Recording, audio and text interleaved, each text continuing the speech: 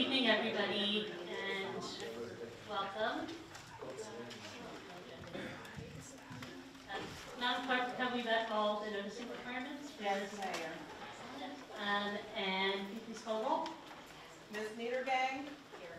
Mr. Cohen? Here. Ms. Miller? Here. Mr. Quinn? Here. Ms. Fraga? Here. Mr. Williamson? Here. Mayor Lambert? Here. And now please join me for the Pledge of Allegiance.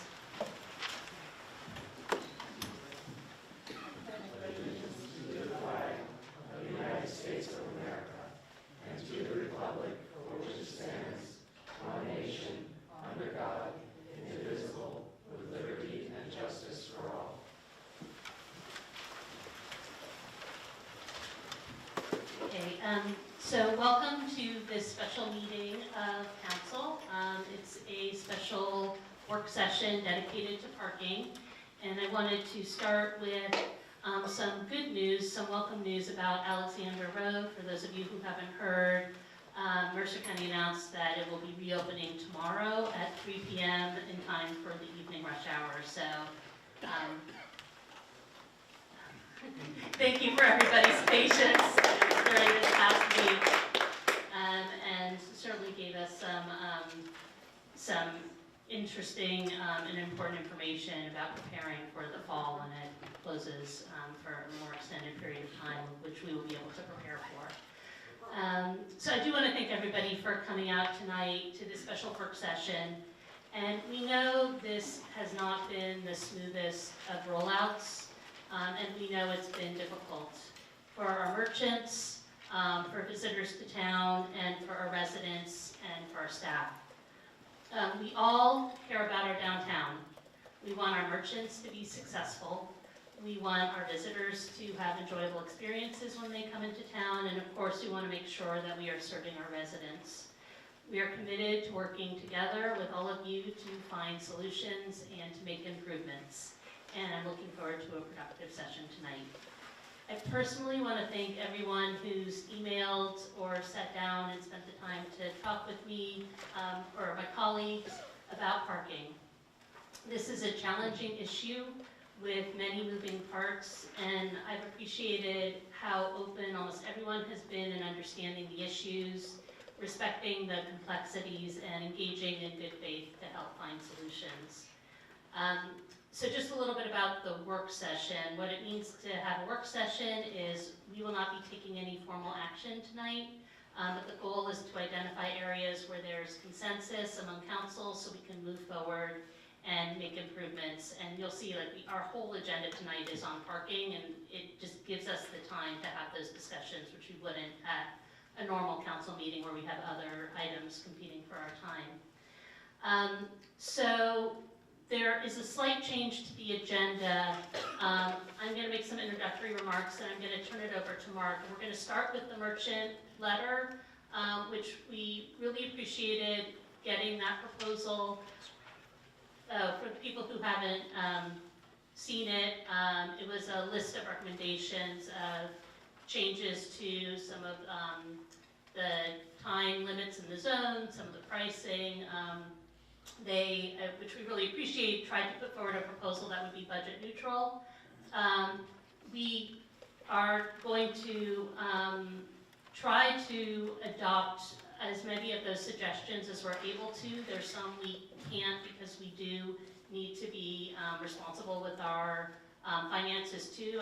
Mark's going to be going through the analysis of the merchant proposal in more detail. But I did want to put on the table 6 recommendations that I hope we can discuss tonight, among other things. So the first would be extending the time limit in the central zone. So that's the what's currently 2 hours, and make that 3 hours. That's something that the merchants recommended. We've heard from residents and visitors that the 2-hour limit makes them feel rushed, and this is something with the new meters. It's actually always been 2 hours, but I think the old meters are easier to feed, and so it's a real hard limit this time, and so making it 3 hours will allow people to feel less rushed and also still allow for some turnover. The second recommendation would be to add a 10-minute grace period at the end of a parking session in both the in both the central zone, which will now be 3 hours if we adopt that, and also in the current 3-hour zone. And you have to do it at the end because of the way the meters are structured. So we've heard from residents who say they have a harder time with just running errands in town because it feels expensive if you're just staying for a short time. So what the 10-minute grace period will do, just as an example, if you put in 50 cents in the central zone, that would give you 26 minutes. And if you put in 50 cents in that outer zone where the current 3-hour parking is now, you would get 30 minutes for your 50 cents if you include that grace period. The third recommendation would be to lower the rate slightly in the central zone and offset the decrease from that by increasing the rate in the all-day spaces. And this has been really challenging. Well, this is the thing. This has been really challenging, and we know you lower at one place and you make up the difference somewhere else, and you're going to make other people upset. And we've heard people that it's the lower we can make that rate, the better off we are, and it's just been a real challenge to try to make all the numbers work. So we're going to put forward essentially it's like a small decrease in that center zone, but 25-cent decrease.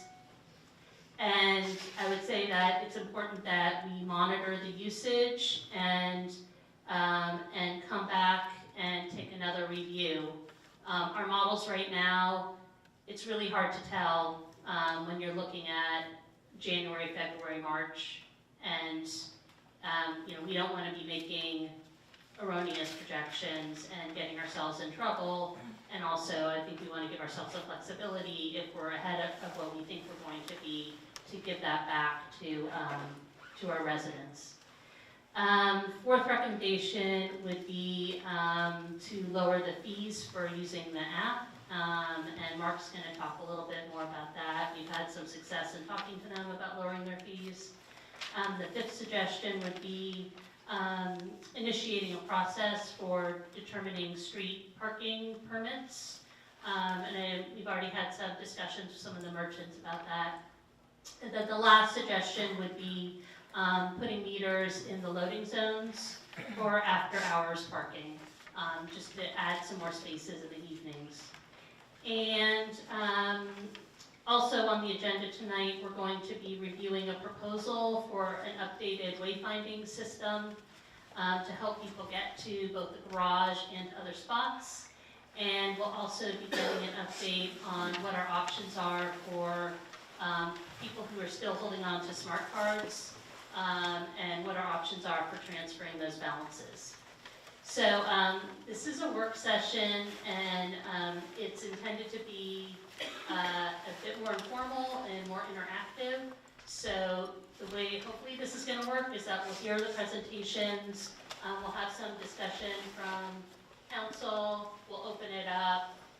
There might be some more back and forth than we would normally have at a regular council meeting, and then I'd like to save some time at the end, just check in on where we are, see where the consensus is, and where we are ready to move forward on items.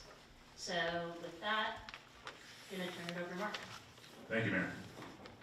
First, we'd like to start with just reviewing the merchant's letter.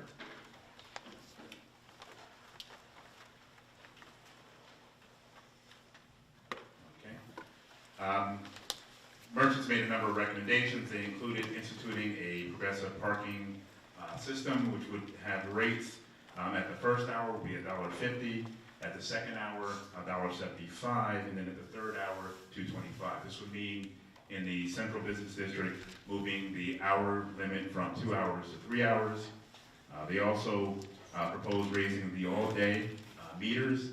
I also included in my analysis the pay stations from 75 cents to $1. They also recommended that we begin the metering at 8 a.m. instead of 9. and increasing the Dinky daily parking from $4 to $5.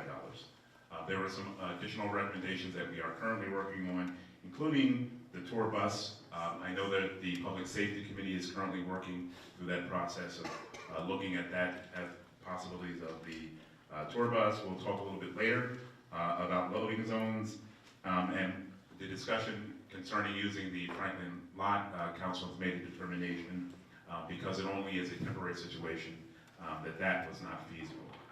To just get into the nuts and bolts, let's next look at what does it mean in terms of their proposal for the progressive parking. So we used the model. As you can see in front of you is the analysis that we did, looking at the 2-hour meters. As I said before, the first hour $1.50, second hour at $1.75, and we made a couple of assumptions. Assumption one being that the first hour, 50% of the people will be there at the first hour, then 45% will stay for a second hour, and 5% in that third hour. Based on these models, we took these models and used this information to determine what revenue would be generated. And the way that you make this calculation is you take the proposed rates times the hours of operations times the occupancy and the compliance. And then that's what you see here on different areas. We put in different compliance and occupancies based on what information that we have currently on what's happening on the ground. You also see here that we moved the Princeton rail, which is the Dinky lot, to $5. Based on all of that information, we came up with the following. Using the progressive model in the 2-hour meter zone, we would generate roughly $730,000, as opposed to the CFAC revenue model, our initial projections, which were about $967,000. In the 3-hour zone, there's about $837,000 opposed to $775,000. One thing that I will say, in the model, we increased the hours from 9 o'clock to 8. We moved the hours from 9 to 8. What that does is that generates additional hours, as I talked about before. When you do the calculation, it's the hours of operations times the rate times the occupancy and the compliance. One thing I will caution here, using this model, I do believe it may overinflate, only because if we look at how we use our meters, that 8 to 9 o'clock hour is going to be a very low hour. The model does not adjust for that fact. If we look at the all-day meters, it's 33,000 versus 104. The all-day pay stations, 679,000 versus 684. At the end of the day, you'll see that using the progressive model, it actually will not generate the same as if we were to use as our current model, so there would be a deficit. The progressive parking would generate $2.3 million versus our model was 2.5. And I will note here, if you look at the CFAC analysis, this is a little different because I did not include the 30-minute or the 15-minute zones in this analysis, since they're not affected. In addition, if you go to progressive parking, there are a number of costs that would be associated with that. You can see on the next slide, we would have to buy additional equipment, and those would be sensors. And as you can see here, roughly that would cost us in capital costs for the installation for the sensors of $61,000 in capital costs. In addition, using the sensors, what that would mean is each time you move your vehicle, it would zero out the meters. Unlike now, people were able to take on whatever time is left on the meter. If we move to progressive parking, that would end. The next piece is the sensors also require a monthly vehicle sensor reporting and the real-time reporting. All in all, that would be a monthly charge and an annual charge of about $16,000 in additional costs. Based on that, one, the current moving to a progressive would not be budget neutral. However, I know there is some discussion that council wants to have in terms of, are there some alternatives, are there things, part of this that we can look at to make some changes so we can actually take a look at this. And actually at this point, if he's ready, just wanted to ask if Scott Sillers would come up. Or you need more time? No, I'm ready. I sent you the email with the presentation. Yes, got it. Okay, great. Here I come. Would it be possible would it be possible to like magnify your screen so we could actually read what that screen is saying? If you push the control button and the plus button. If you take a picture from far away on your phone, then you can enlarge it if you just want to. It's also, if people are able to get on the internet, it's on the agenda materials that are posted.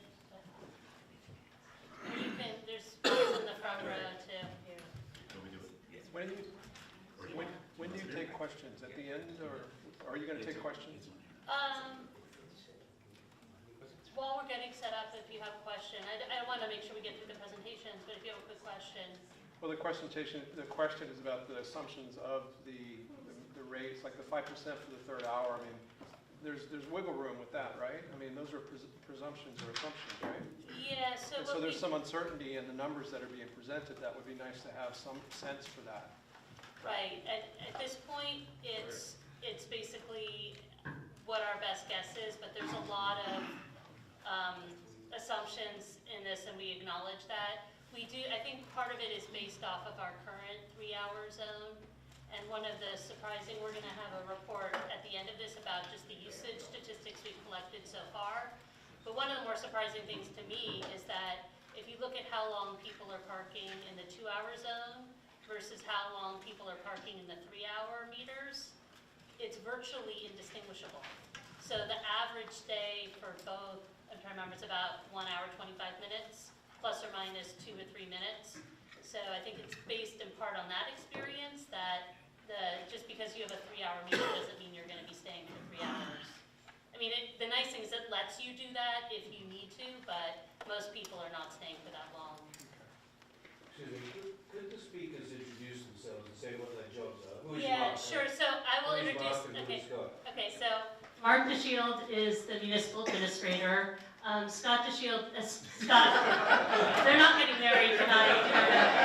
Scott Sillers is actually a community volunteer, and he's the chair of our Citizens Finance Advisory Committee, and he has volunteered. Numerous Or hours. yeah, he's been a huge asset to the town in helping us with our financial projections and helping us think through things like this that are complicated systems. So with that, I'll turn it over to Scott. And could Scott push the control button I and the did. plus button to make it bigger? I did. Well, could you do it again? I think it's kind of filling up the whole screen now, isn't it? No. Why don't you pull it, why don't you sit? It would be worth seeing part of the screen and being able to see it.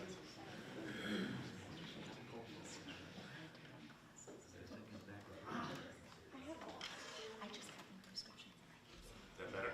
That's Sorry. Sorry. Is there a printer here? And Mark, did you say that by extending this, it would eliminate the rebate back if you didn't use all the time that you put on? Not the rebate. He said you wouldn't get leftover time.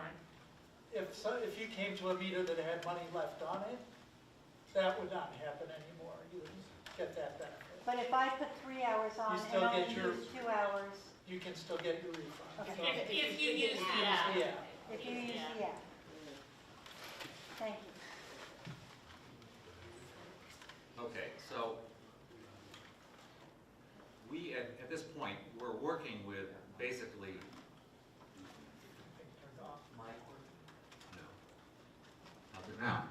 We're working with 3 to 4 months worth of actual raw data, which is really insufficient to do any sort of detailed analysis with, for a number of reasons. One of which we had just rolled this out awkwardly, as everybody's been saying, over the course of December, January, November. But what we have is actual year-to-date occupancy versus time compliance, which is basically how much of the time the meter is being utilized and being paid for that time. we had made a very broad assumption, which seemed to be reasonable based on the statistics that we had, the historical statistics that we had, that the general usage would be across all areas a little bit over 50%. And what we're seeing right now is that in the 2-hour meter zones, we are indeed in excess of 50%. We're at 56.7%. The 3-hour meters were at 40.6%. And when you get down into the all-day meters, we're very low, very much below that. We can take that and just annualize that out and come up with how much revenue that is generating. Just backing up for a second, there could be a number of reasons why the utilization rates are low. It was, you know, it was the extended holiday break for the university and a lot of the faculty. So, you know, there wasn't a lot of utilization there. There was a lot of confusion on how to use the meters to start with it, et cetera. We've taken the rates that are in place times the occupancy rates that we're seeing now, and assuming some modest adjustment in those occupancy rates as people get more comfortable with the system. 60% for the 2-hour meters, 40% for the 3-hour meters, and then moving up modestly on the all-day meters, and coming up with new revenue estimates based on the original $2.25 per hour 2-hour rate and $1.50 3-hour rate and 75% all-day rate. And we come up with these revenue figures of $2.4 million. The original model that we were using, the target revenue that we needed in order to have this a successful project was about $2.7 million. So we're behind about $300,000, $400,000. When we take the new proposal, which was to lower the rates by a quarter in the central business district and also to add 10 minutes in grace period at the end of the periods, we come up with occupancy, utilization revenue of $968,000, which is a loss of $150,000. We lose a little bit in the 3-hour zone because there's grace period added to that. We pick up some in the all-day meters because we're increasing those rates by 25% almost. Actually more than that, 30%. And we're increasing the rates in the at the rail station. So those are, overall, we wind up with a modest loss of revenue of about $18,000. Now, I will say this is very, very rough cut because there's a number of huge assumptions that are running through the model that that I don't fully understand at this point in time. And so that's where we are today. Now, one place that we could possibly make up for the shortfall in revenue is at the parking garage. I don't know whether you want me to speak about that or not. Can I ask a question first?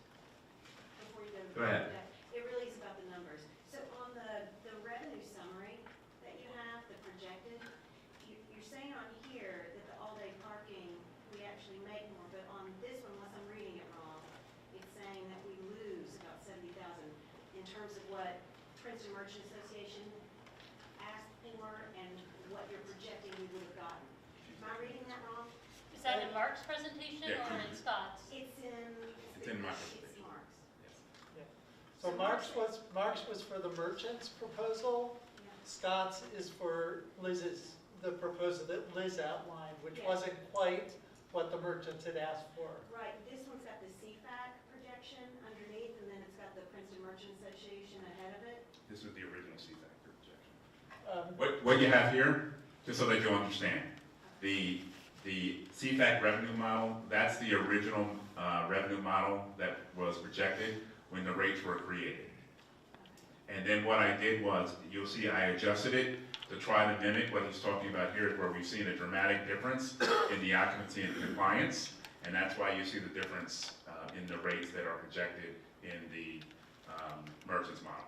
my only delta on understanding this is that this is a projection slide, so I don't understand why, if the merchants actually proposed a 25-cent increase per hour for all-day parking, it would be assumed that the projection would be higher than the CFAC model, because we asked for more in all-day parking, and it's a lot less, and it's a big. Two different assumptions in the CFAC model, and that's where it is a little confused, so I understand why you're asking the question. Okay. In the original, I'm just my comparison was against the original model. Scott has worked up a new model based on what we're seeing now in the first 3 months of the year.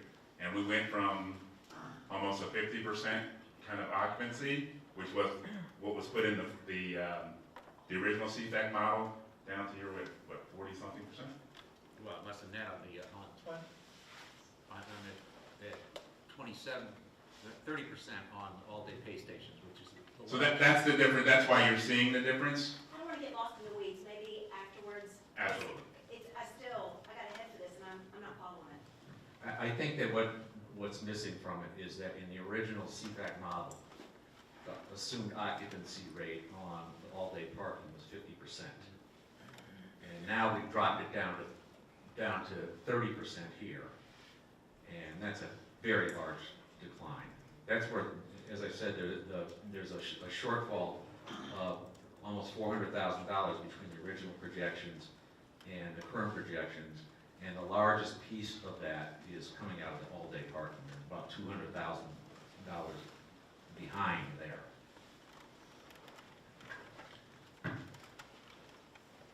So, as far as the ability to possibly make up part of the shortfall out of the parking garage, the current rate on the garage is $1.25 an hour for the first 4 hours, I believe. And if we increase that by 25% per hour all the way out, we could, back of the envelope, increase the revenues by about $260,000 a year. That is based on the average length of stay of just under 3 hours. So everybody's rate would basically go up by 75 cents to $1 for the stay. It would be about a 25% increase across the board. And that is basically just taking the raw data off the spreadsheet and just making a few broad assumptions on that. What was that number that you would, from increasing the garage rate? It would be about $260,000. But increasing the cost 25%? Yes. Scott, I just No, have a percent or question. cents? 25% or cents? Percent. Percent. It's also 25 cents. So it's the same thing. Since, sir, do we have figures on how much of the parking is library parking that the town is paying for anyway? So are we just going to be, if we increase those rates, are we just going to be taking in additional money in one hand and paying it out on the other? They're a little bit less than a third of those. Okay. So either we would be paying it or they would be paying it. Okay.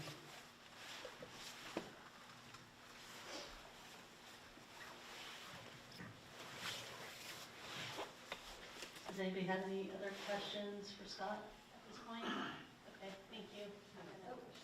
Good. So were there projection changes for the rail station in terms of occupancy? I have to look around.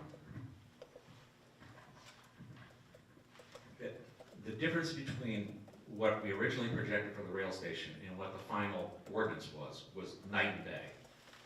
We had started out, it was just a part of the 75 cents, is it the right figure an hour, and it wound up being $4 a day is what the final ordinance statement was. So I didn't try to reconcile the two. All I did was say, here's what we're making now, revenue we're realizing now on the rail lot.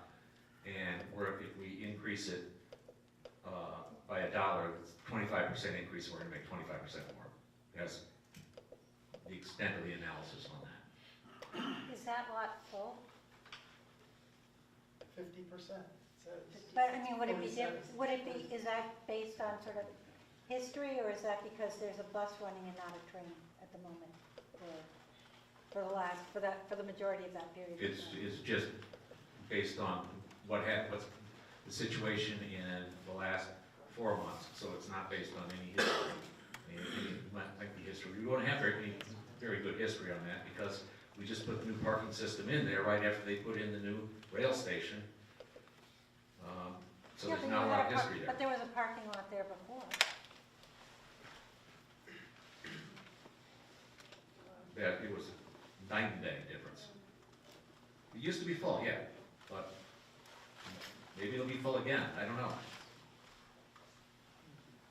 I mean, because the fact that there's a bus running to the main line is significantly different than having a dicky running to the main line. Well, anecdotal evidence is that the people that are parking there are the ones that realize it's the cheapest lot in town, and not the train, users of the train. I see. Do you have a question? Yeah, I just wanted to get some clarity on the numbers that you presented. The percent difference or the percent shortfall is less than 1%. Would that example be an example of revenue neutral proposal that we're looking at roughly? Because is that sort of the goal of what we're trying to go for? I would see this as revenue neutral, especially considering that the model, I think we all acknowledge it's really hard to predict what these new rates are going to bring in. So I think I said at the outset, like my recommendation would be for us to try to put something in that provides some relief, but keep monitoring it and come back again and take a look. And I'm interested in hearing from my colleagues too, but it's like my sense too would be to like, let's not touch the garage at this time, because that's where we're trying to encourage people to go. If you really are cost sensitive and want a cheap place to park where you don't have to worry about anything, it's like the Spring Street Garage is your best deal in town. And to not touch that until maybe we have to because we feel like we need to press a lever somewhere else, and it still gives us that option. But, yeah. Yeah, just reading into your question, I think that Scott's suggestion that you could increase the rates in the garage was to try and get back up to what the original model was. He said we needed 2.7 million to have a successful rollout. And you can see right now we're tracking, even with the rates that we rolled out to start with, only about 2.4 million. So when you say revenue neutral, you know, we're trying to be revenue neutral between our current rates and whatever alternate rates we propose, an alternate system we propose. And we're saying, the mayor, and I know this is Jenny and I feel the same way, let's hold off on panicking that we're not meeting that $2.7 million number until we have more of the year under our belt, because the first 3 months just might have been a light 3 months, and we might catch up with the revenue. No, I think that's good perspective. Just to get a sense for, if we're aiming for goals of numbers, are we looking for plus or minus 5%, plus or minus 10% relative to what we have now, insofar as tweaking the system? That's all I'm trying to get a sense for. This is plus or minus less than 1%, which sounds great, but is there more room to wiggle? Or I guess that's very subjective, I know. But I just thought that sort of boundary condition is useful to have in mind, I guess, when we're talking about proposals. I think the flip side of what I was just saying was, although I don't want to panic yet, I also don't want to target something significantly below where we're tracking right now, because where we're tracking right now is lower than what we had targeted. Right, so I guess I'm just wondering, what is significant in your mind? Is it 10%, 20%? I think what we're trying to come up with is something with a system of changes that will bring in as much money as our current system would bring in. I think, the 1%, we're calling revenue neutral just because it's a margin of error. I don't think the margin of error should be 5%, though, 1%. But I also think that's something that we're going to discuss, because we might have a tolerance for more of a deficit, given what we've heard from everyone. Yeah, the other thing that we haven't shown up on the screen, and I'm not sure if we have great data for it yet, is the reality is on the enforcement side that we're expecting with the new system to have fewer tickets, and especially with moving to the 3 hours from 2 hours to 3 hours, I would expect that the system is going to allow people to use it in a way where it's going to be easier to just comply and not get a ticket.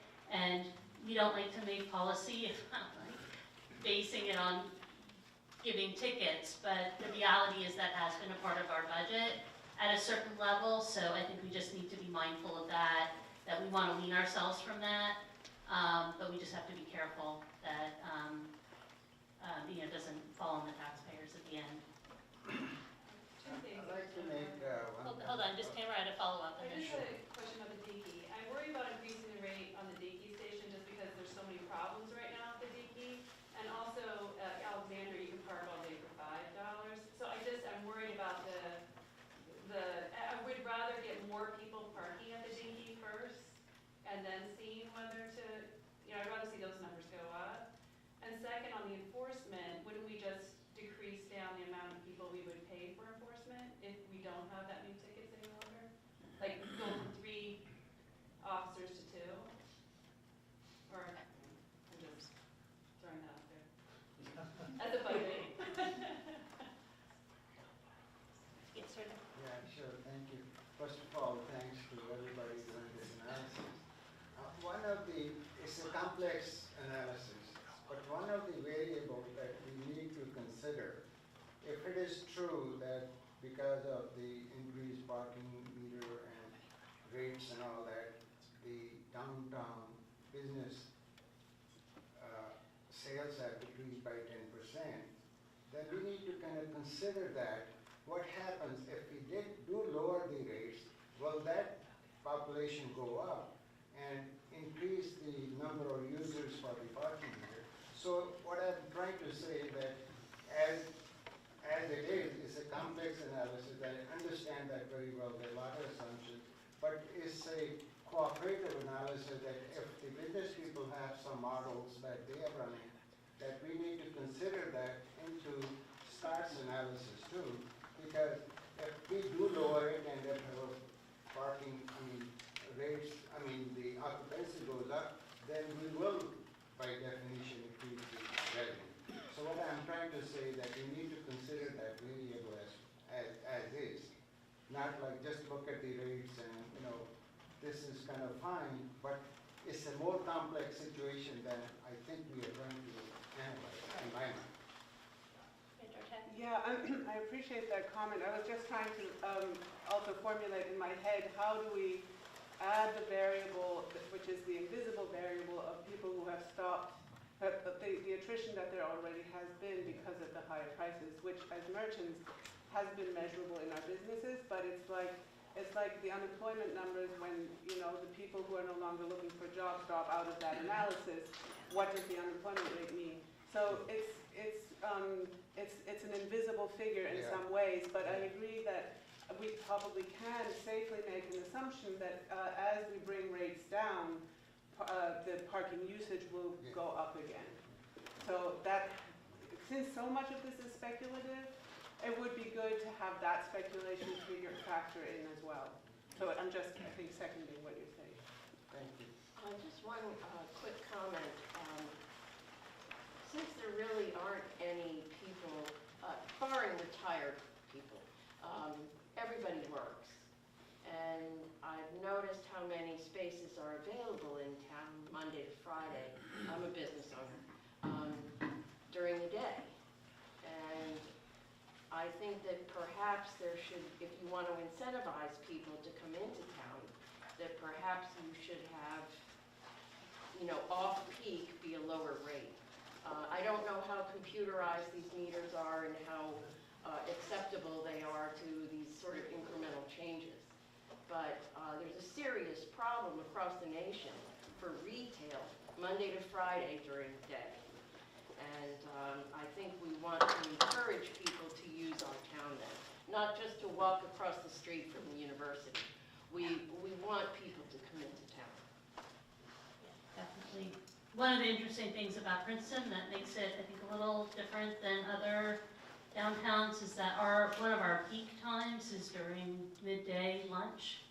And if you look at our usage, that's, I think, after Saturday, that's the highest usage. So we are getting those people midday. It's not that Monday through Friday is slow for the whole entire day. No, I think we're all aware of lunch hour. Yeah. But I think that's something we can continue to monitor. My concern is that one of the things I've heard is just, we've tried to simplify the system, and like on an objective basis, we have simplified it, but I think it's perceived as more confusing. So I think that's something just to keep in mind if we're doing surge pricing or whatever, that some people might not understand what's happening. So I want to backtrack just 1 second and start by saying, as a merchant, how grateful I am that our proposal has been met with this kind of seriousness.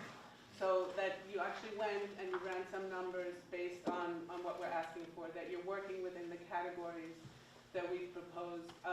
That makes me feel very heard. And so thank you, first of all. Joanne, Dean, and I have also spent some time, we actually blew up a map of the downtown in order to also advance our understanding of what might, of the permitted parking and what that could translate into, so that we could also start to include a revenue number, again, a speculative revenue number, in projections to see where the leeway is in terms of bringing the rate down. So if there's actually real money to be found there, is there more flexibility in that base rate? What we did is make a very big map and try to see if we could conservatively find spots where permitted parking, which could be a mix of employee parking and residential parking, but pegged at $30 a month, where those could be added in. And we expanded the map westward from how the current map seems to be drawn, with the assumption that it might make sense to have some employees of businesses that are on the western end actually cross 206 into that area. So, and we're happy to share it at whatever point, in whatever detail. But and our plan is actually to drive our draft. So to drive every road and see if we have said that 6 spots for employees could be fit between here and here, does that look too congested or not? So we haven't done yet. But on a first draft, And it's conservative. conservatively, we feel, we came up with 230 spots quite quickly. And that translates into almost $100,000 in permitted revenue. And that starts to be a real number that seems like it should be part of this picture.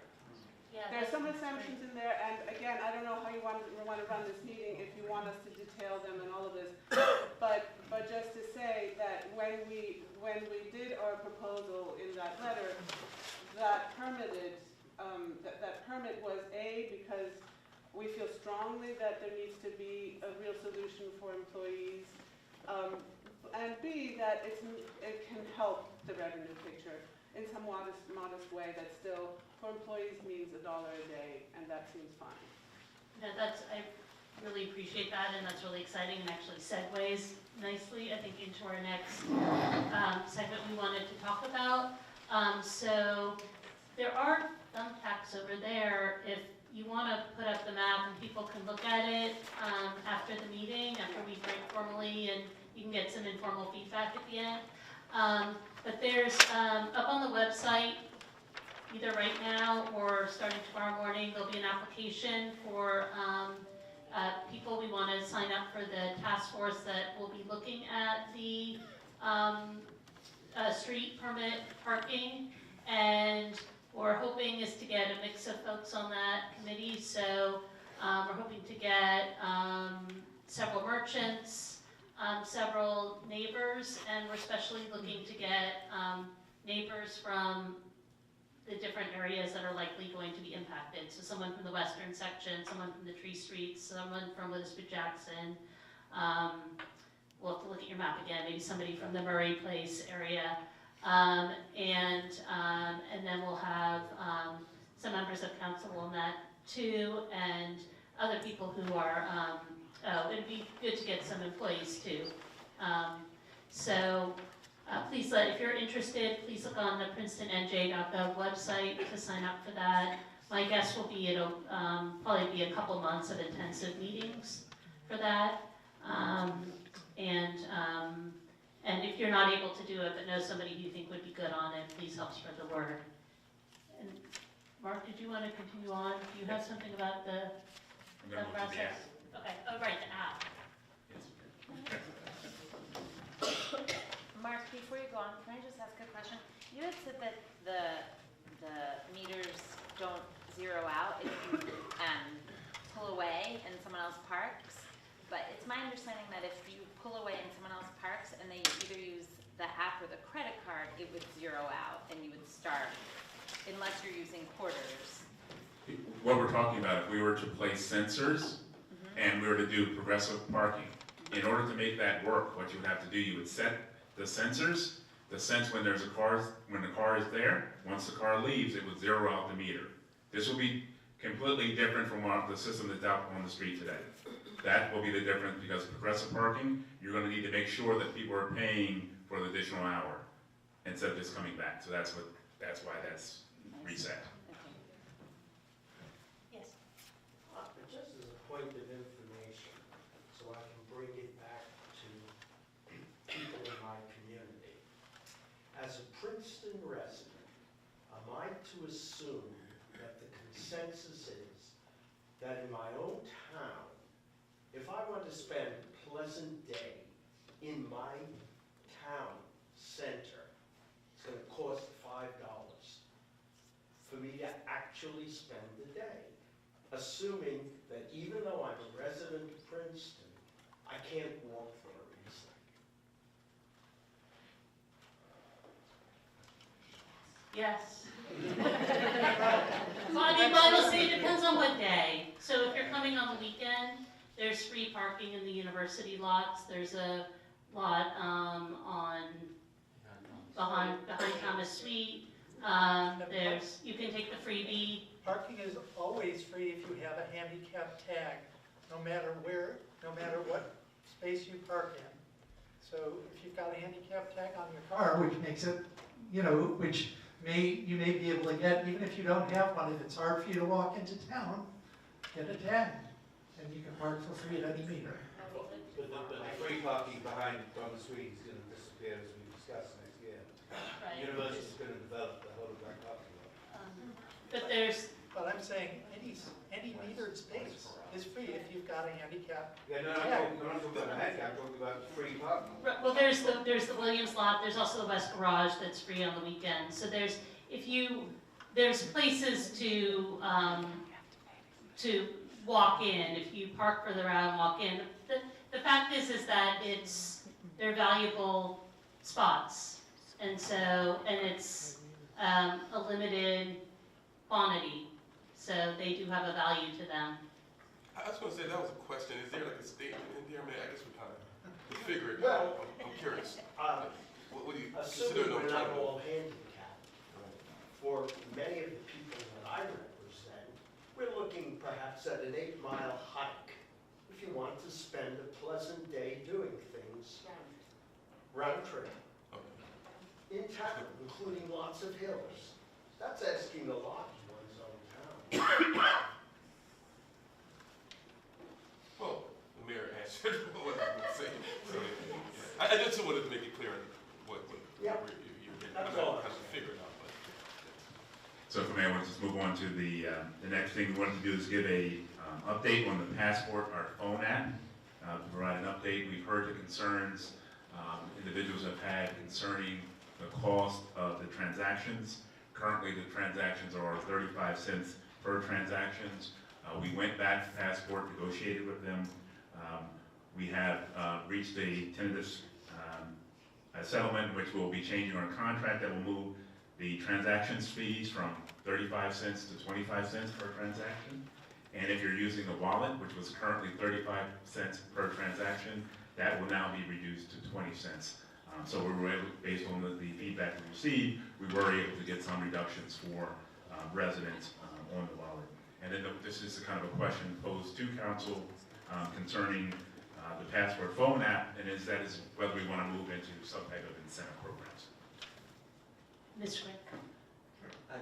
I was wondering whether we discussed with the vendor the option of using the coupon code feature in the app to offer a discount to residents, as our constituent here pointed out. So have there been discussions, and if there haven't, I would recommend that that we explore ways that we can use that feature. The technology is there. There is, and we've had initial conversations concerning using kind of discount apps. We'd have to talk with the vendor further. One of the issues, just so everyone understands, even with the discounts, there will still be the 20 cents transaction fee. But we could definitely do discounts. It would be a matter of determining what the policy we wanted to have. Pardon my stupidity, but can someone explain the difference to me between Passport phone app and wallet transaction? Yes. You want to do that, Mark? You want me to? Okay, so basically there's a wallet feature within the Passport app that we're not using, in my opinion, to its fullest. So right now it doesn't make a whole lot of sense, but it's sort of like a virtual smart card is the best way to describe it in a way, because it allows you to preload it. So you put $20 in your wallet, and the advantage of that is that the town gets a discount. And what I would like to propose is that we take a look at that, especially with the 20-cent reduction for the convenience fee, and to help share some of the discount the town gets with the users of it. Essentially, there's multiple fees every time you do any of these transactions, and it's that they all have, there's like a gateway fee, then there's a credit card fee, then there's a convenience fee. But because when you're putting the $20 in the wallet, it's only a single credit card transaction that you save a lot of money. We do. The town saves a lot of money from that because you're only hit once. And oftentimes when you go into a store, they'll say you can't make a purchase for less than $5 or $10. And that's because the smaller the purchase, the larger percentage that credit card fee cuts into that sale.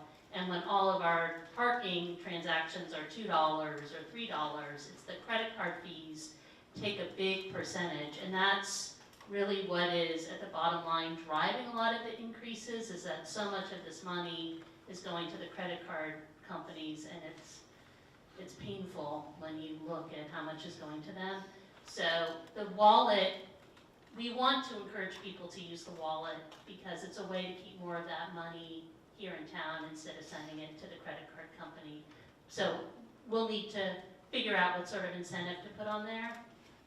Hopefully it can be something simple, but even some sort of incentive I think will be good at encouraging people to use it. And I think it has the added advantage where the people using the wallet are typically going to be residents or people who are in the town a lot, because there's no point in setting it up if you're only here once, right? And we can have some, once we figure out all the details, then we can have some classes on it and really teach people how to use it.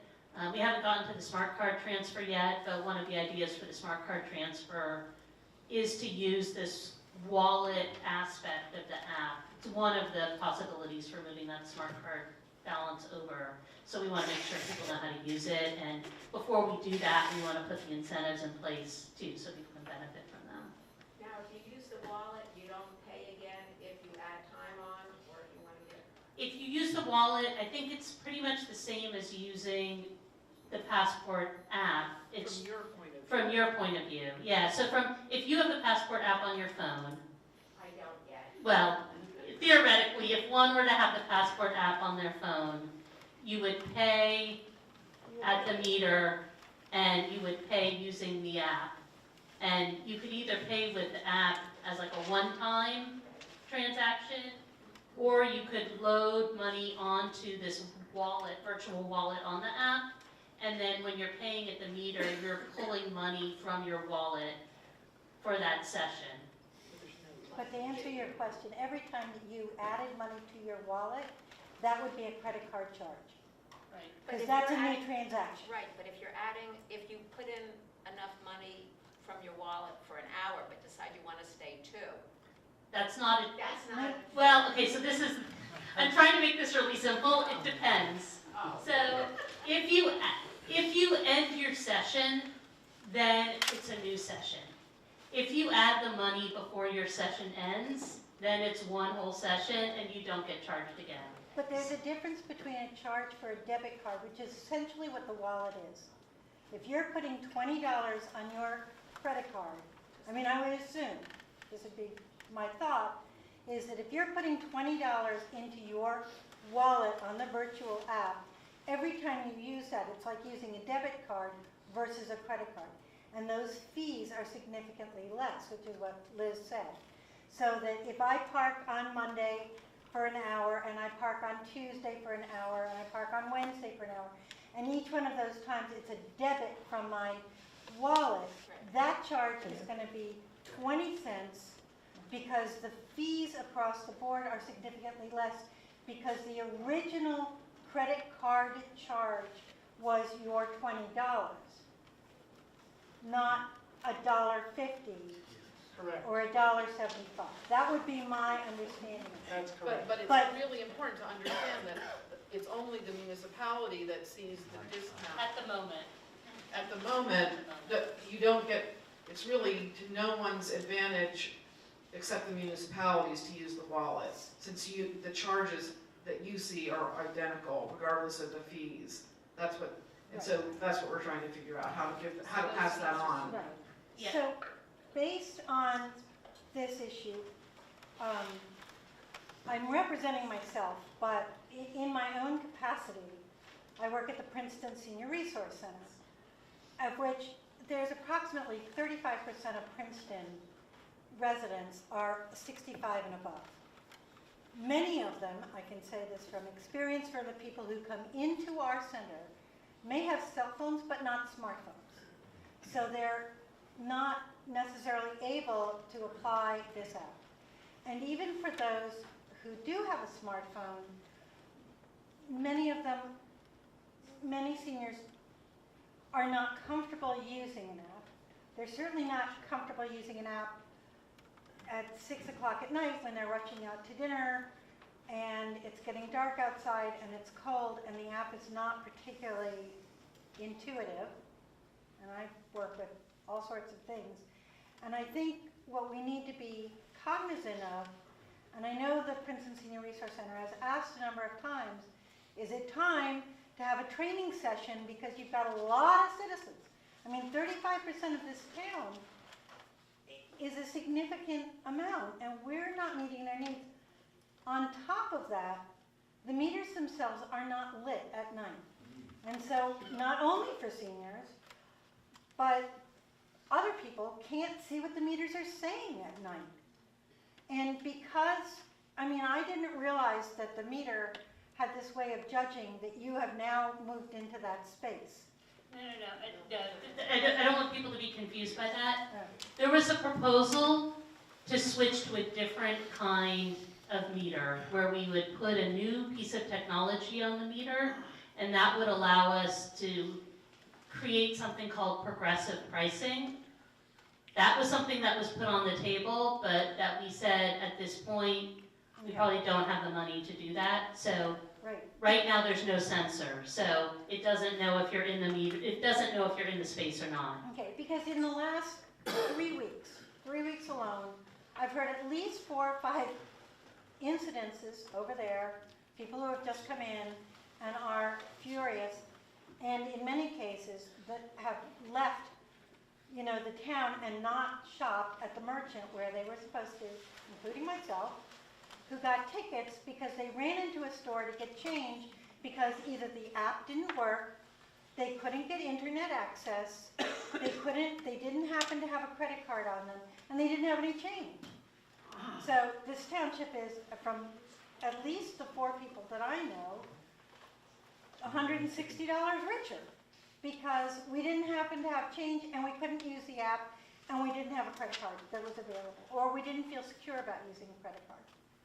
So, I mean, I do think that at 35% of our population, this is something that we, you know, and for those of you who do not know, Princeton is actually designated as the World Health Organization as a age-friendly town. We were the first town in New Jersey in 2016 designated as an age-friendly town.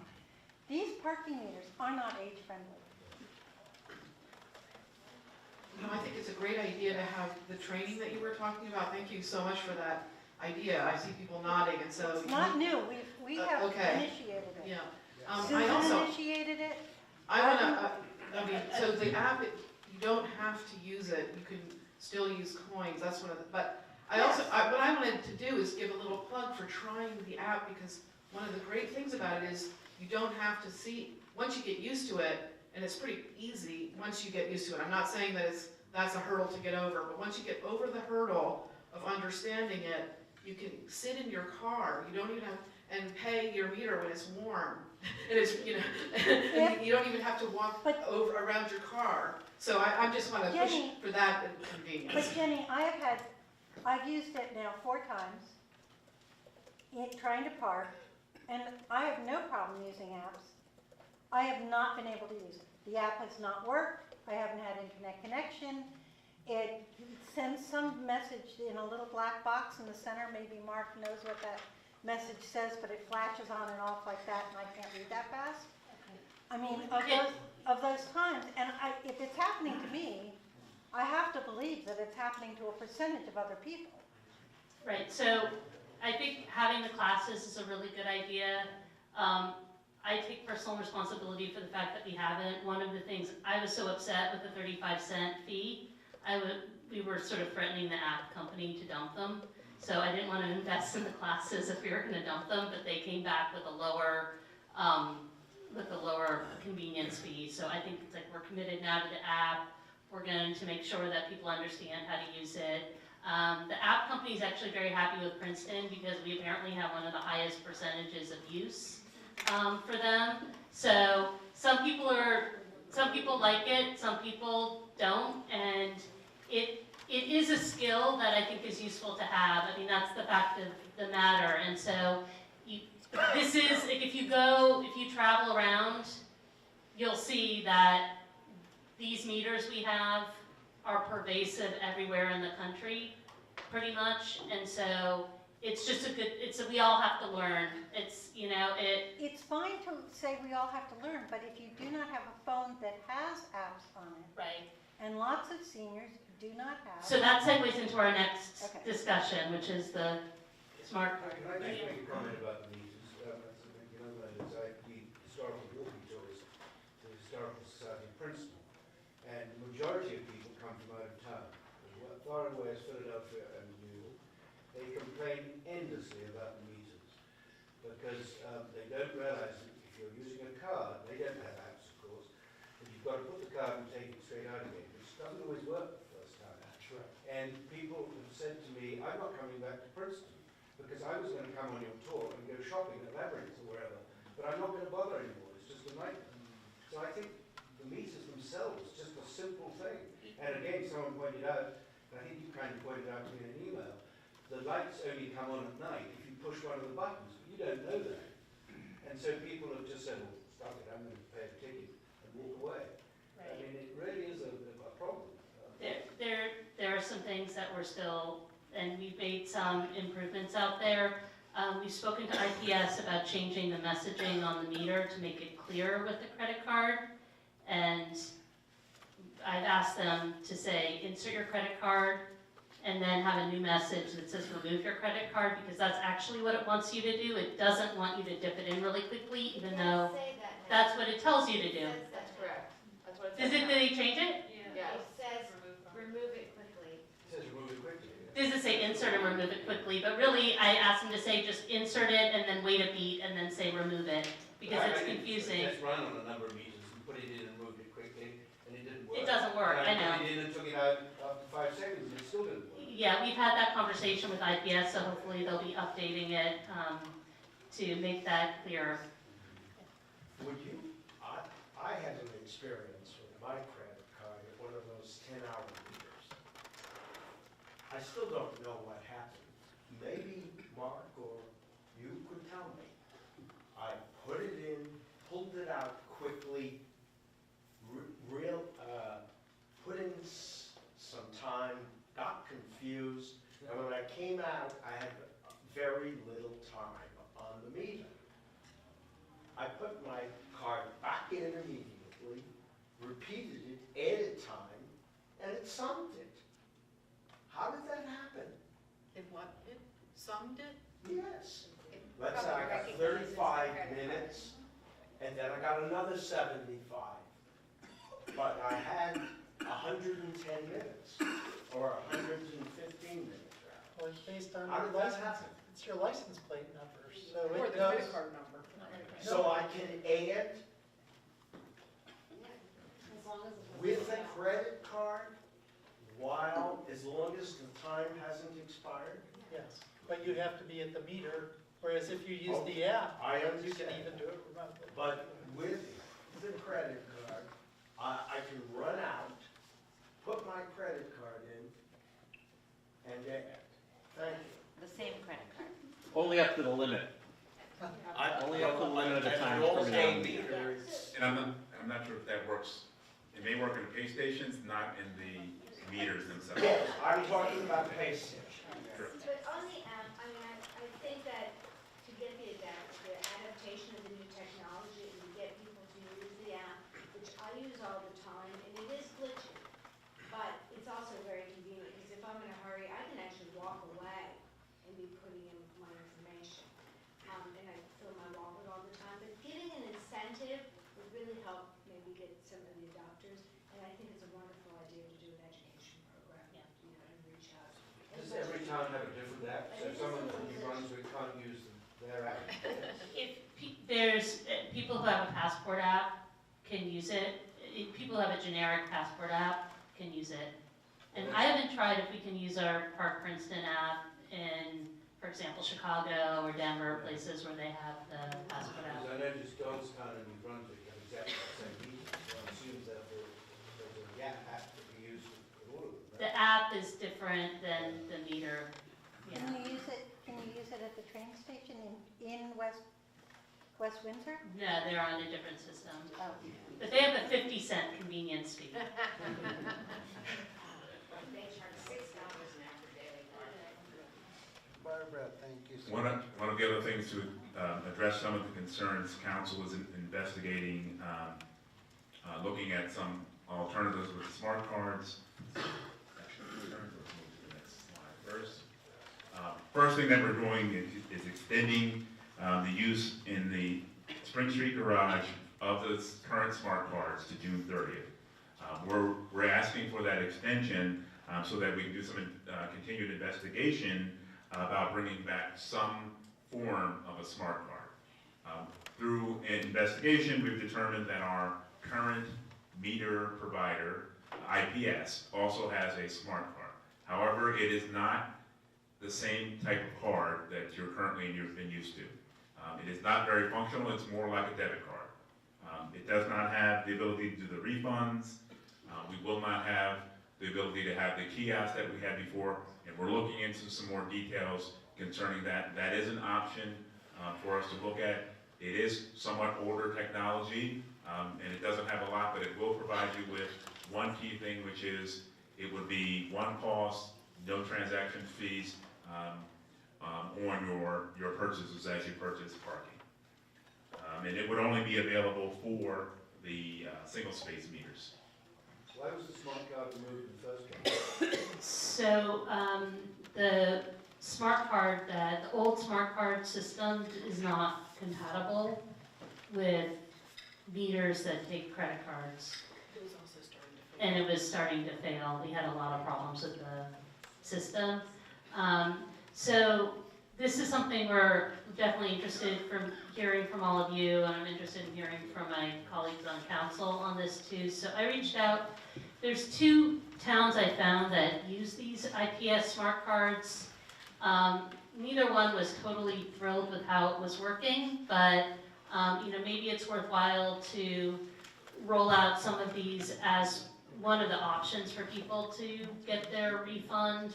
I think it's probably going to, for people who are willing to do the wallet on the app, it's probably a more functional way to go, but there might be people who are reluctant to do that. We do want to be really clear up front that you can't use it the same way the old smart card. So if you put the smart card, if you pay with it, you can't end your session early and get your money back, which was really what people liked the old smart card for. So there's 2 flavors of these smart cards that IPS has. In Denver, I think that I spoke to them, they have the kind where it's like a fixed price. So you would go and get a $50 smart card, and then after you've used it up, it would be trash. Like you can't reload it. The advantage of that is that you can have it be sold at Wawa or McCaffrey's, if they're willing to, but you wouldn't necessarily just have to buy it at the municipal building. The other kind is a reloadable one, and Tucson has that, but it doesn't work with the machine like we had in the garage. You have to go in front of a physical person because the technology is hooked up to a USB drive, and it's, I think that's cumbersome too. So, I don't know. I don't know if we want to open the store. The other thing is we have to buy a minimum of 2,500 cards, so at $4 a card. So it's a $10,000 investment plus the cost of the hardware. So How much is that about? it was, I think, $1,500 or $1,300 per machine. So it would be, we're talking about probably like a $1,300, $1,400, no, $13,000 or $14,000 investment to do the smart cards. And I don't know if we want to do that or not. Should we have a discussion right now? I think, I'd be interested in hearing what people think.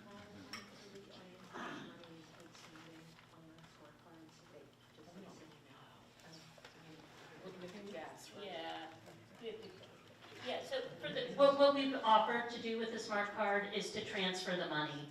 So people could continue to use it. So we're hoping most people will transfer it to the wallet and give lessons with that. But this would be another option if we wanted to give people a choice. I want to let people know this is out there, but it's just not as good of technology.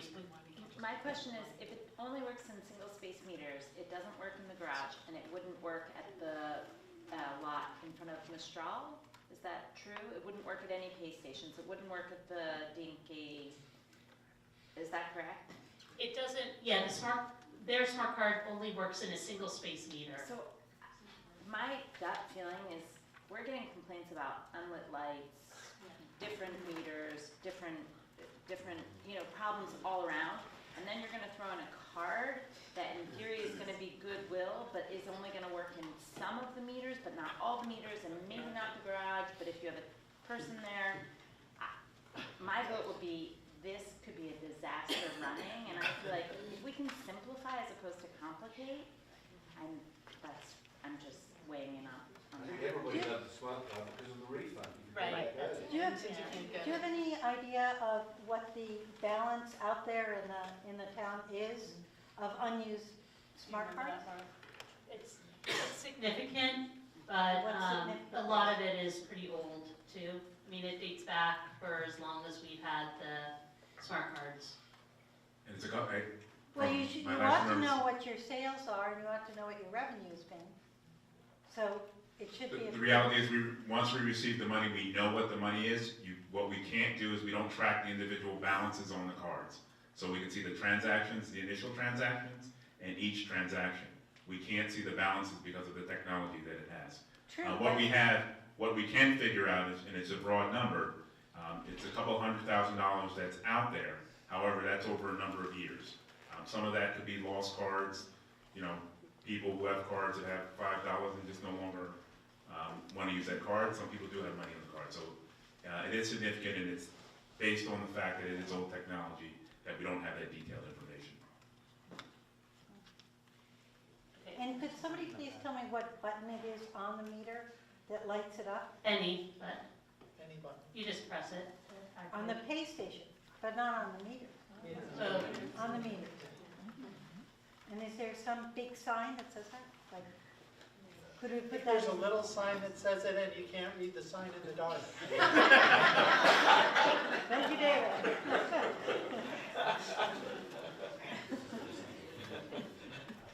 It will be voice activated. All right. Could we just enter that on your website, on like Princeton, on the parking thing, like in a big red box? By the way, you push any button and the light will happen, and I bet, I know for my constituency, and again, I'm speaking individually, I'm not speaking for the Princeton Senior Resources, but for my constituency over there, none of them know that, so that would be very helpful if you could. yeah, maybe we can add that to the parking map. And the other thing I think that would be useful, once we go through these changes and settle on what the new rate structure and new time structure is going to be. But I wouldn't wait for an announcement like that. To press the button, yeah. Yeah, you could just put that on your website on the parking thing. Yeah, I think it's there. We try to get the word out, but if it gets constant, we need to be saying it constantly. Did you have a comment or question? All right, well, it sounds like the consensus I'm getting is that we should not continue to move forward with the sort of dumb smart card. And Call it a smart card. yeah, just and do the and really push the wallet instead. Is that okay? Okay. That's good to know. Yeah. Thank you. Did you have anything more? Okay.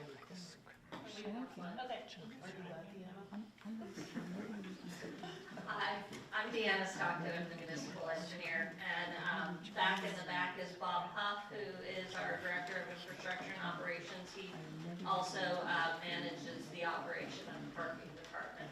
So one of the pieces of the Nelson Nygaard study, which kicked off this whole program of upgrading our meters, was the Nelson Nygaard study included a wayfinding portion where it's not just about making parking regulations easier and more understandable, but it's also about helping people find parking. So we're getting great feedback from everybody about things we need to add, like on our FAQs on the website to say push the button to start the meters, to have the classes, but what we also need is on the street, better directions on how you find parking. So one of the first steps that we're looking at right now is how do you get to our parking garage, to the Spring Street parking garage, which everybody is aware is the most economical place to park if you want to be in the downtown. So we're working on a program.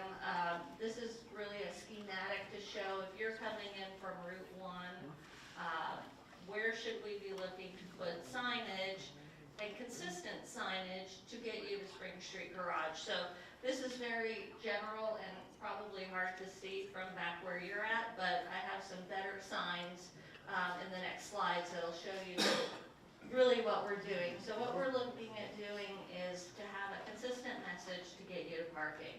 So these are images of what we would do both on street and at the Spring Street parking garage. And on the next slide, you'll see in location at Witherspoon and Spring Street what that might look like. So it's not just coming in from Route 1, it's also if you're coming in from the north, because that's another thing that we heard is, how do you get into that Sylvia Beach garage entrance? People don't necessarily know that that's there.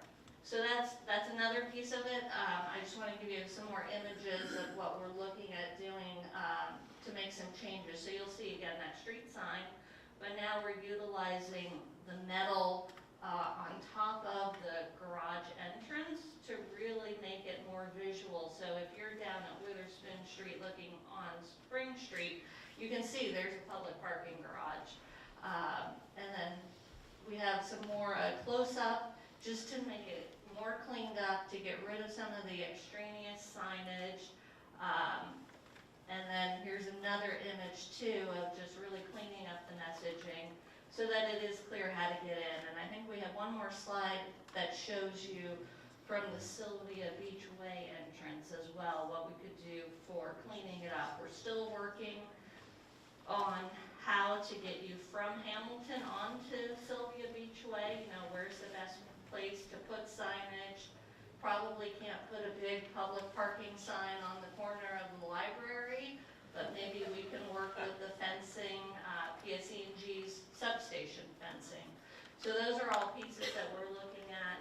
We're actually meeting with a sign person later this week to start getting ideas about budgets and materials. A lot of what we've done is looking at what the university has done with their wayfinding system and tweaking it to work for the municipality. One thing that on the street signs that we didn't show, we are also trying to look at a blade system so that you can find yourself as a pedestrian around town and get to different destinations. So we're looking at potentially having things that'll say, you know, 2-minute walk to this destination when you're at specific places in town. It's something that it starts as a wayfinding system to get you to the parking garage, but it's something we can build upon to be a much broader wayfinding system throughout the municipality, depending on what direction we want to take with it. So, so that's what we've got there, and then we've got just a couple more slides. The mayor had mentioned on these parking permits. I was just going to say the other exciting thing about the wayfinding system is that it will give us an opportunity to clean up some of the sign pollution, we sometimes call it. So taking down the signs that aren't really adding information and reformatting them. So it's just, I think it will have a really nice visual impact in the areas we do it. Yep. And then as we briefly talked about earlier, I think, and as Joanna Dortea mentioned, talking about this task force that could be established and that we're accepting resumes on, to look at all of our parking opportunities, off-street, on-street, shared parking, anything within the local area for the CBD, to determine if there's opportunities for residential and business permit parking. As some of you may or may not be aware, we had different rules between the township and the borough with overnight parking, with residential daytime parking. So the hope is that this task force can really dig into this question and this issue and bring up some possible solutions from the grassroots level to address the needs of the community. Just a couple more slides, bear with me. Parking meters and loading zones. This was one of the comments from the merchant's letter. We are looking to move ahead with that. We're doing it on a pilot basis to start with. So on Palmer Square East in front of Brooks Brothers, we had removed parking meters in front of Brooks Brothers in advance of the construction of the new Triumph at the post office. We understand that's a slower process than anticipated, so the idea is to put 4 meters back in that area. They would be 2-hour meters rather than just the 30-minute meters that the merchants were looking for, or 3 hours, I guess, if we're going to a 3-hour. So they would be for that longer time, but again, it would be a commercial loading zone during the day, during the Monday to Saturday, 7 to 5. But after those hours, that's when it would become metered parking available for anybody to use. So we're working with Public Works and the parking department to just determine the timing on that. But that is one of our next steps, that you'll see some big action out there. And I have a question about that. So I think the idea would be to put the 4 meters in that spot and see how it works, but then potentially expand that into the other loading zones, or are we limited with where we can do that? Can we not do that on Nassau Street? We cannot do that on Nassau Street, that's correct. On Nassau Street, the state defines a loading zone as a loading zone 24/7. So this could apply to any of the other loading zones if we see some success and no unintended consequences out of this program. Have the loading zones been being used by Uber and Lyft? Because I know there was some talk about making them drop off, and I was just, we didn't, have people seen that? Yes, No? yes. Yes. Well, I think the other thing was to make the loading zone in front of the Nassau Inn not like a truck loading zone, but a person loading zone that would be a great Correct. sort of Lyft, Uber place. Right, that'll just be a passenger loading zone. Okay, so now I'll launch into some of the parking utilization numbers. I know we've talked a lot through the financial piece, but we were tasked as part of the preparation for this meeting to send the parking enforcement officers out into the field and actually collect data as to how our parking is being utilized. And so on Thursday, March 14th, our parking enforcement officers went out every 2 hours from 9 a.m. to 7 p.m. and collected data on how many cars are parked in each block. So what I did is I took that data and used it to create a map similar to what Nelson Nygaard had done as part of their study. So up in the top left corner, you'll see that's the map from Nelson Nygaard. Down in the bottom right corner is the map that I created based on our occupancy data. And we did not count the non-metered areas, so that's why you'll see a lot of blanks on the far right side. But essentially, it's showing that our occupancies are higher, as high or higher than what was seen with that Nelson Nygaard study. And so that was before all of the changes. And we did it again. We have another slide from, so 1 o'clock is the highest peak time that both Nelson Nygaard as well as our data shows. And then we pulled up another one for the 5 p.m., which shows a little bit lower utilization. You actually bump up again at 7 p.m.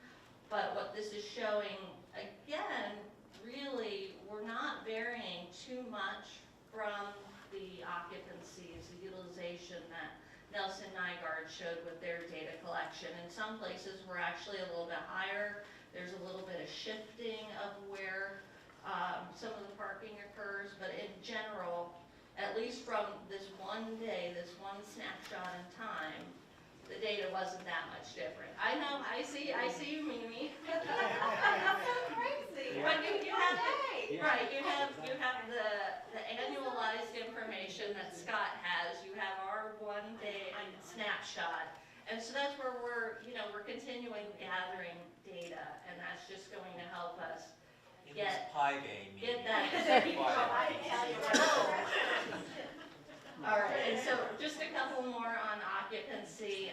We also broke it down with that same data by the zone, so the 2 hour, 3 hour, 15 minute, etc.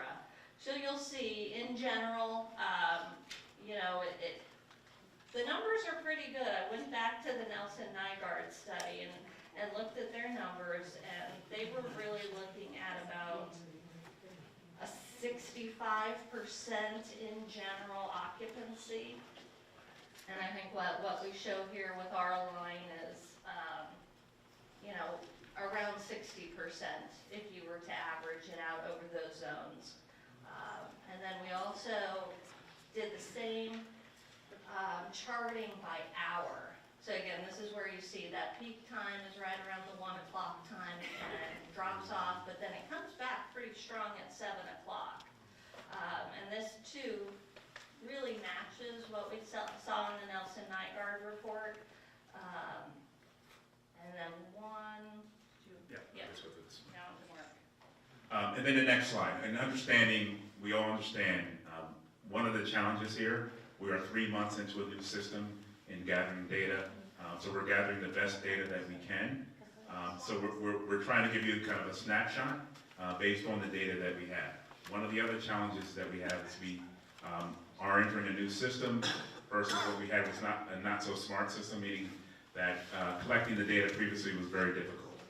But what we were able to do was to take some zones where we found as much similarity as possible within the central business district, the 2-hour zone, and just try to sample them to see.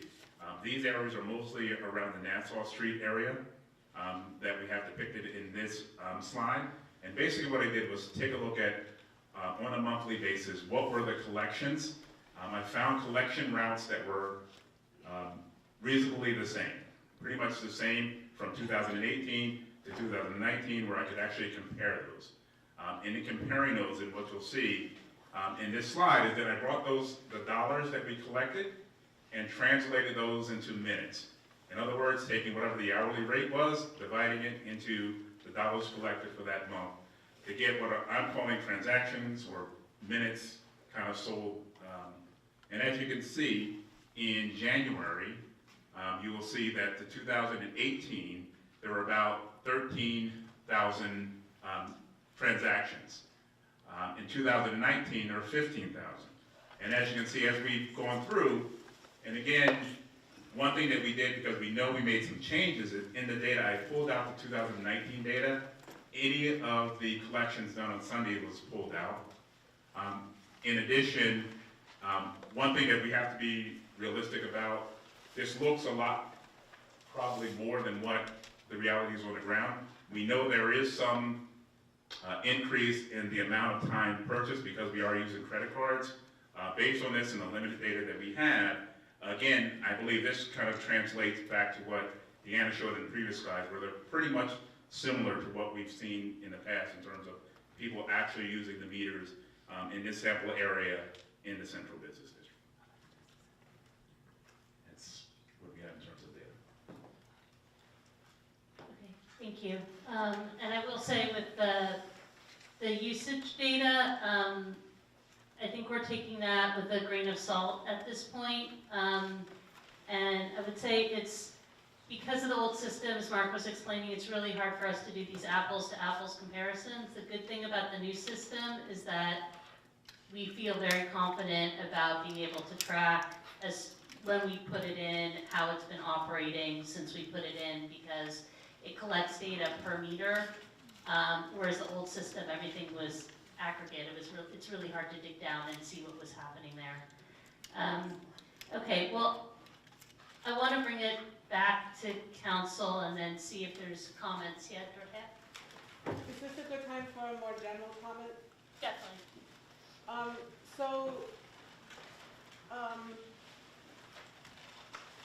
think the base question is still, what is the baseline hour rate? And if I'm going to try to summarize what I'm hearing you saying, which is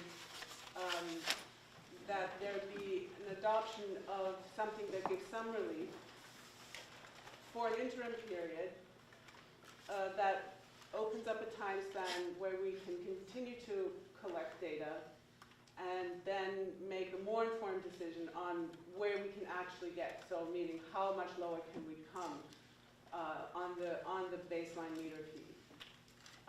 Stop me anytime that I'm making a mistake. I agree with that, and I would also say in that interim period, we'll be working on the employee, or well, I'm not going to say necessarily, on the street permit system, which like, as you said before, is a potential another source of revenue, so they're working on the tour bus system, so there might be other Right. things in the interim. Right, so that's where I'm actually headed with this. I would just love for you, I want, if I'm looking at some of these numbers here, I would ask that you do a model. I think I heard you say sort of if we can get to $2 an hour. Getting below $2 is a big deal in terms of perception, in terms of actual sort of size of relief. If you would, could you also please model what 185 would entail? And in doing that, put some speculative measures in, such as what you were mentioning, and I was trying to echo, that cheaper rates will increase usage, such as revenue from permanent parking, which if we move ahead on that and work hard on it, I think by the end of the summer we can, something could be rolled out, so those could be generated.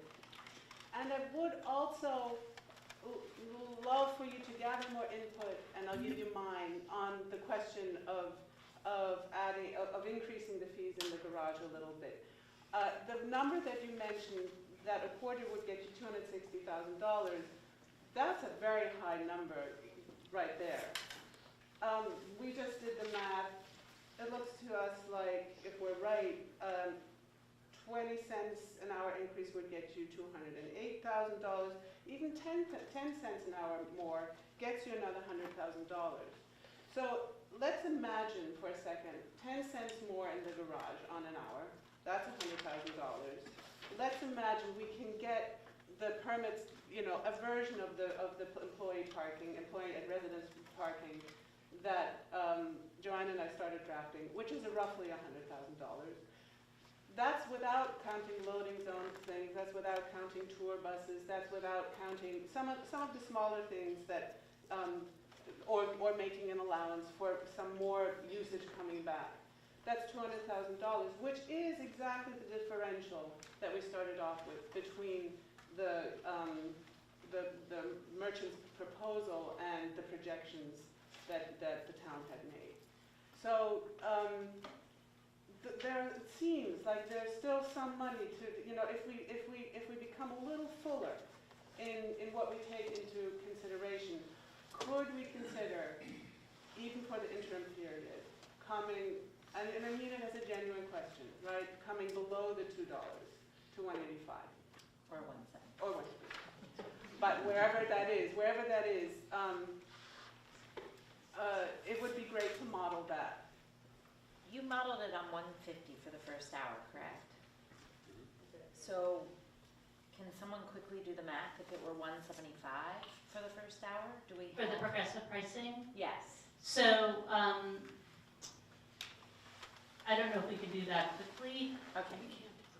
But the progressive pricing has other complications to it that, I'm not sure if there's consensus to move forward with that, Oh, so because, is that off the table? well, I think to implement that quickly is not going to be possible, because just logistically, it's we'd have to, purchase the equipment, install it, educate people about what that means. People are gonna be upset that when they pull up at a spot, they'll see it, all the money disappear, because there's a sensor there. So you can't do progressive pricing without a sensor, because people are not incentivized to do the right thing. But if somebody's coming in and they pay again, right? Well, I think the town would make money on that end, frankly. I think that's what they do with some of the beach towns, so you instead of getting, if there's money left over, because when you think about, like, let's say I park somewhere, I leave, you pull in, and you're taking advantage of whatever that is left on the meter, right? And the town doesn't collect that again, whereas if it would, if it. But let's just imagine the percentage of people that are only using coins or credit card, right? Most people, if we could get them to use the app, it zeroes it out anyway, because you're getting your refund back and it zeroes it out.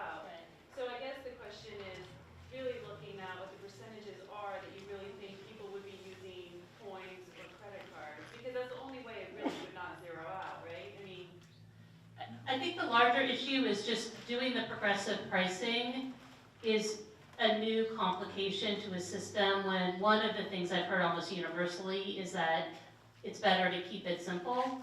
And so, you know, I think if the merchant's recommendation, I'm trying to remember now, it's like 150, 175, 225.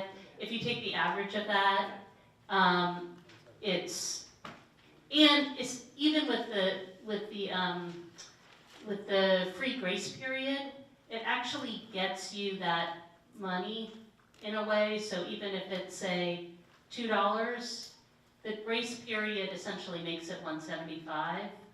Although I understand like the advertised price is not 175. So maybe we could just try to model 175, 185, and $2. Not as progressive, Not as just progressive. per hour. No, not as progressive, but run the numbers on the baseline being either 175 or 185 or $2, but factoring in some more of these projected revenue streams to see what the shortfall actually would be. I just want to remind everybody that we're also a couple $100,000, $260,000, $300,000 below our budget for the year. So, you know, I love the idea of putting in place these additional revenue sources of the permits. Maybe, I don't know if I love the idea of raising the rate at the garage, but maybe we do, you know, by 10 cents. But until we get a few more months under our belts and see where we're going for the year, I don't feel comfortable personally going below the rates that we offer tonight. I feel like, you know, council really racked our brains and worked hard to get comfortable with the offer that the mayor put on the table, and I just feel like it's too risky personally to do additional cuts when we're tracking for $300,000 below what we were trying to bring in to make the program a success this year.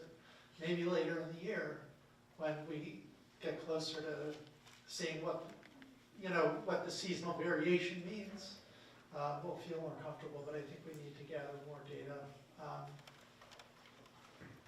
Mimi and then Michelle. Just quickly, so just to understand, the infrastructure limits are pretty much, we can't change anything immediately other than time at the meter. You can't do progressive, you can't make that change immediately, even if we all thought financially it was a great idea. It couldn't happen anyway, without spending money to implement it. That's correct. I mean, it could happen, but not immediately. Yeah, but, okay, so that's an expense and we can't do it anyway. And then, but the one thing that could happen is that moving from 2 to 3. There's multiple things that could happen. We could move from 2 hours to 3 hours. We could change the rates. We could add a grace period. Great. And I think all of those things would add some relief. And lower the fees on the app. And lower the fees on the app. Just one thing, just so everyone understands, any of these, both of those would require an ordinance change, just in terms of you understand the timing, so that would be introduction and a second reading. And I have a question. When would this be voted on? Like, when will consumers, I mean, we're hearing it now, but when do you have to vote on? Tonight's not a voting session. No, so How- some of these what's the things time? I don't think are super complicated because it's essentially the old ordinance that we passed with just the numbers changed. Thank you. I don't think anything aside from the grace period is complicated because we already have the ordinances in place, we're just changing the numbers. But how the process works is, first there's an ordinance introduction, and we do have a meeting on Monday, but that's probably going to be too tight, so it would be the next council meeting after that, which is, I think is that May? Oh, May 13th, all right, well, we'll see, maybe there's some way to speed up something so we get it on Monday's agenda, I don't know. So there'd be an ordinance introduction, there'd be then this doesn't get referred to the planning board, does it? No. Then it has a second reading and a public hearing, so there'd be at least 2 council meetings. So, and then at that point, it would become an actual ordinance, And for a lot of these things, we're going to have to change the signage, and things like that. So we're talking about July then? No, I don't think it would be that long. I mean, we could probably do both the introduction and the public hearing by the end of May, I would think. And then the new contract with Passport, it just depends when we can have that ready, but that's just a single vote for that. Is that right? What else have we? We could be doing the signage if we were pretty sure. I think that if there's sort of consensus on what we're doing, yeah, we can start ordering the signage and new stickers, so we're ready for that. In terms of Passport, it's a matter of them sending us the new contract, and then it just takes one resolution to pass. Leticia and then. Okay. No, I just wanted to clarify what it is that we're considering. Personally, I was really very interested in the progressive parking. Didn't realize how expensive it would be or complicated. But if it's something that could work in the future, hopefully we can still consider that. But I would like to, if we're considering, I would like to see perhaps a combination of things we could do to provide relief, including one, if we can look at what the lowest rate we could do to average it out, as far as, especially in the if we're going to go from 2 to 3 hour parking. I would like to see that the 3 hour parking and see what the average, if not progressive, what the average rate we could have that we can still do, in combination with raising the all-day parking to 1 hour, and in combination with, I would like to consider increasing the rate in the parking garage.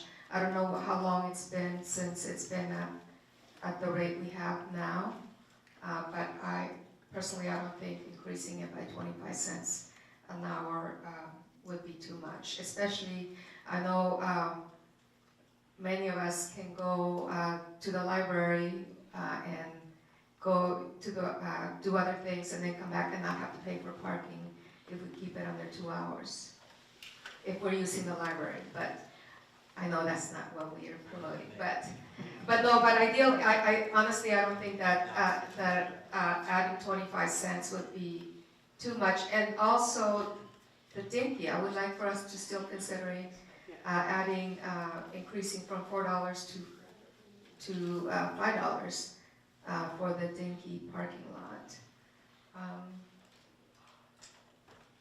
That's all I know there's other suggestions that were made that I would like for us to consider, but those are the main ones. Could you do training as a main one? Oh, definitely training, and that was a note that I made too. On the, instead of what we would invest on the smart card, which it seems very complicated, could we invest that instead of doing education and outreach on how to use the app? Yeah, there's a lot of people who want to, yeah, Michelle? So, first of all, I think progressive sounds like it's gonna be complicated and expensive, and we're already tracking under the budget. But in terms of doing something where we can just lower the rate across the board, and I really think adding that extra hour really would help incent people to, and they're gonna stay on. But I think that we don't wanna raise in the garages if we can avoid it, because we really wanna keep people that wanna be there longer term to move to the garage and to park in garages. So I think we need to keep that balance. That was kind of the reason why we raised a little bit of the thinking of having a little higher for the convenience of being on the street. I mean, I would love to see $1.50 to $1.75 in that progression, but at least if we can in the interim, try and lower, because I think there's a goodwill factor here too, to bring people back that are saying that they're so, upset with the rates. If we could bring it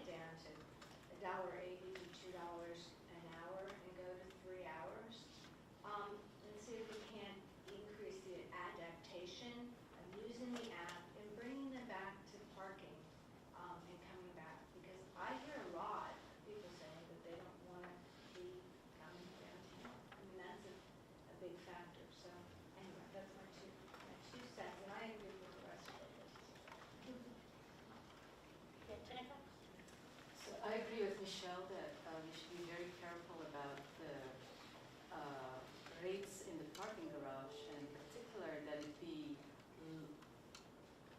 lower enough than the rates of the on-street parking, that people don't just park on the street all day. I mean, I have a friend who used to do that. She works on Nassau Street, and she would feed the meter all day because that was more convenient to her, and it wasn't that much difference with the actually it was cheaper back then than the parking garage. So that's the wrong incentive. You want people to go into the parking garage so that they don't circle looking for that on-street parking, which gives that unbearable congestion. I have another question for you, which is, how about the possibility of raising the rates on everything for one day on Communiversity? I mean, we've talked about, I mean, it's uncool to make people pay an admission, and this would sort of, I mean, there's a lot of work and expense that the town goes through. I've seen Mr. Hoff's crews out there with that patient look in their face as we stuff the trash cans, and they have to clean up after that big crowd. And so this might be a way to, get some of that revenue back from especially people who come out of town and have to come. It's an interesting idea. I think most meters are actually out of commission on Communiversity, because all the roads are closed, but maybe there's something we can look at in the garage for that. Yeah. But I would argue as I'm wearing my merchant hat, not my resident hat, and I'm both. But actually wearing both hats, I would argue that it's goodwill that's not measurable. And so Communiversity puts Princeton on the map other days of the week when they're thinking about coming to downtown. And so I don't think marketing events should ever be penalized. I think it's like Shad Fest in Lambertville. It's something we're known for, and I think when you start taking the things that make us different or special and penalizing people to come to that, we've lost the game at that point to me. So just to speak to that, I've now convinced my husband to go check out other towns just for fun. And to me, $2 per hour is totally justified. I mean, you go to like, even a place like Westfield, there it's $1 per hour. But what is there? I mean, Princeton is a cool place. But we have a lot of vacancies. I want to remind you that 35% of this community is over 65, right? And many of them are on fixed income. And we're becoming a food court. And there's so many arguments as to why it shouldn't be $2. I mean, we can get into that. I've got a couple questions. Sorry. Jump right in, right? These questions are for the Merchants Association. The first one is, there's that Donald Shoup study about like what you aim for as far as vacancy, so you try to find that sweet spot with pricing between encouraging turnover but not making it, while trying to keep the visit pleasant. Is there a particular number you were aiming for when you came up with the suggested pricing? Like that 85%, or was it just like a feel that? Are you talking about the letter we all wrote? The letter, yeah. Number of what? The vacancy like rate. vacancy rates. For the parking. For the parking. I think our assumption has been, an assumption that we made and that I think tonight's data is bearing out is that turnover is actually not a big problem. So that in having a third hour, it's not that you would then get a lot of parked cars that are just there for it. That the average stay, I think I heard you say, is an hour and 25 minutes or something. So we're not worried about so we would like to give people the opportunity both to go to Jazam's and to have a meal, which you might need 3 hours for. But we are confident that the turnover will remain high enough, and the data is showing that that's true. I would also say it was based on inflation rates, so it could just go back. you haven't raised the rates in 11 years, so we ran compounded rate increase of what the annual rate increase of cost of living is, so we ran that. And we actually were pretty generous, so we ran a 3% increase and a 2% increase. So we ran both numbers per hour, per where it was, to what it is today, over the course of 11 years. And so we came to, at a 3% increase, the most it should have been, I think, is 155. Now, don't quote me, because I can't remember the actual number, but it was around 155 from where it was, which is $1.25. So when we ran the numbers and compounded them, so we actually did the math and how much it should have gone up to. So we also ran all the towns in New Jersey. We looked at all their metered rates, Westfield being $1, and it being a fully rented downtown, and it's only $1. So we did comparisons. So I don't think, we didn't do it on capacity of full or not full. We did it on actual dollars of where it, I mean, cost of living increases. What is the cost of living increases? And thinking about the 35% or whatever the number is, 35% of people who are on fixed incomes. So that's where I think also is where we got the numbers. Am I safe to say that? I had a second question, but Scott wants to make a comment. A very significant piece of the price increase goes straight to the credit card companies. Right, but Just listen to me. Okay. So, that is a convenience factor that is being utilized significantly now that wasn't utilized before. So that's got to be factored in there somehow, and that goes directly to the convenience of the parker, not to the town, maybe not to the merchants.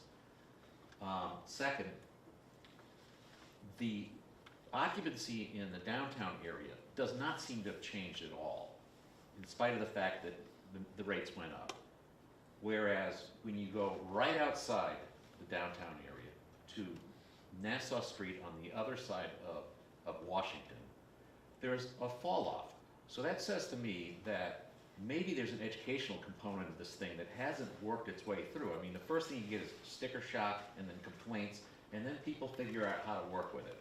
And they will start to migrate to the spots like Park Place, where it's basically a parking desert right now. There's lots of availability, and it's no further to get to there to the Garden Theater than it is to get from down at the other end of Nassau Street to the Garden Theater, whereas the rates are almost half.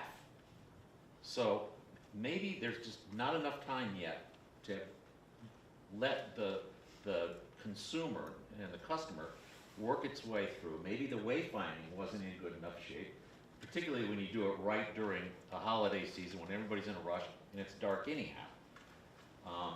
So maybe we just need a little time. The other possibility is maybe it's still so popular, people are spinning around here, but they'll happily park at the other end, side of town. Maybe we should raise the rates in the 3-hour zone, what is now the 3-hour zone, and lower it in the 2-hour zones. So, if the people are that ignorant of what's going on, they can't stand to pay $2.25, and then 100 yards away, they won't pay $1.50. I would beg they're not ignorant, though. I would beg that they're not. Well, that's my statement. No, but I think it's sincere that it's not that they're ignorant. Most of our not all of our customers come from the downtown, so not all of our customers know that it's cheaper on the That's other what side. I'm saying. So no, all but we they're need is never. education. No, but I'm saying they're And never wayfinding. ever going to know because they're if from you're out of coming from Lawrenceville or Hillsborough or West Windsor, you're not going to take the time to learn it. If Okay, you're let's coming, raise the rates everywhere else. Well, no, I mean, I think that this is raising a good question, though, that I think I'd be interested in getting feedback on is how do we communicate this? So we do have a parking map we're going to be updating, and I think it's just part of it is getting it out there so it's simple and people see it and they know, so they know where to go. And I don't know, I mean, people can reach me later too, but if we should have a campaign where people put it in their windows or, you know, it ran, there were a couple ads in Town Topics, but I know those sort of come and go, and that doesn't hit people coming from Lawrence. But, you know, how do we help people use the system so that if they want to park in a cheaper spot, they know where to find it? Well, if I may, if I surrender the microphone. Yeah. This is actually all goes into what was going to be my second question is, there seems to be two sets of problems here. One issue is ease of use, like what you brought up, sir, about people coming in and not knowing how to use the meters, or issues as you brought up, the lady brought up there about in the dark and that type of thing. The other issue is pricing. So, and it appears that we're doing solutions on the ease of use part, and we're considering solutions on the pricing also. No, I didn't finish that. We're doing solutions on both sides. But it almost seems like, what I'm seeing from the merchant's letter, it seems to be like pricing seems to be, like everything seems to concentrate on pricing as being the real issue here. And I'm wondering, going back to what Scott's saying about just having enough time to see if the pricing is probably not as big a problem, or is it ease of use, or that type of thing. You know, so you know, it just seems to me that we're making, to some degree, kind of making pricing the culprit, and also pricing. You know, if we fix pricing or change pricing now before we get in more data, that is going to be some sort of solution when that may not be the biggest part of the problem. So it's sort of a question, sort of a comment. It seems to me that so much of this discussion is about locals, the people who live very close by. I mean, I know so many people who come from as far away as New York. They don't look at any maps beforehand to see where parking is cheaper. I mean, they have a real problem. And not because they're ignorant. Sorry? And not because they're ignorant, because Yeah, exactly. they're just not. And they don't have an app that works, and they're the ones who come in and spend a lot of money. I know folks who come down for the day from New York, and they perhaps go on one of our tours, but they also go and shop as well. And they're not going to want to do a 2.5 hour, again, self-restricted period about the walking tours, they're not going to do a 2.5 hour walking tour, having had to walk half an hour because they found some cheap parking. And they wouldn't know it was cheap anyway, because they don't know what the rules are. And they're from New York. $60 a day. Well, if you have suggestions for, like, just a second. How do you get the word out to people from out of town as to where there is cheaper parking, or there is even free parking? Right, and Very difficult to do that. I would put that back out to, you know, if you have people who are coming in for a tour, or have people who are coming in, maybe they're looking at your shop on the website, I don't know, but if there's something where the town can have a package of information, that would be easy for other people to disseminate, maybe. Yeah, but I mean, half the time, again, you can talk about the tours, people just walk up and pay $7 or it is. You don't know where they're coming from or even who's coming, so you can't give them any advantage. If they sign up online, is where they're going. Right, I think we'll sort of swing across this way, so go ahead. This, I think, is a huge missing link of this whole conversation. And every merchant. Can you speak up? Sorry, I can't hear you. I said, I think this is a huge part of the missing link of all this conversation. Which? The local versus non-local. And everybody's business is different. My business skews much more heavily non-local. 80 to 85% out of town.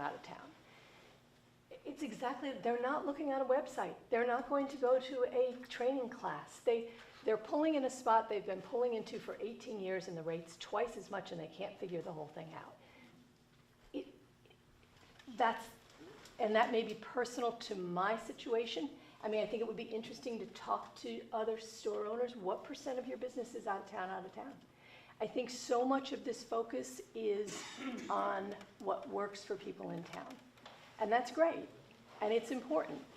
But a huge number of the retail stores and the restaurants are fueled by people who come in from other places.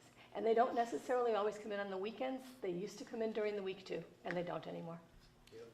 Yeah, well, and hopefully the wayfinding system is going to help with that. But again, as we move through this, if people have suggestions for, you know, how to get the word out, we're happy to hear those and try to act on what we can.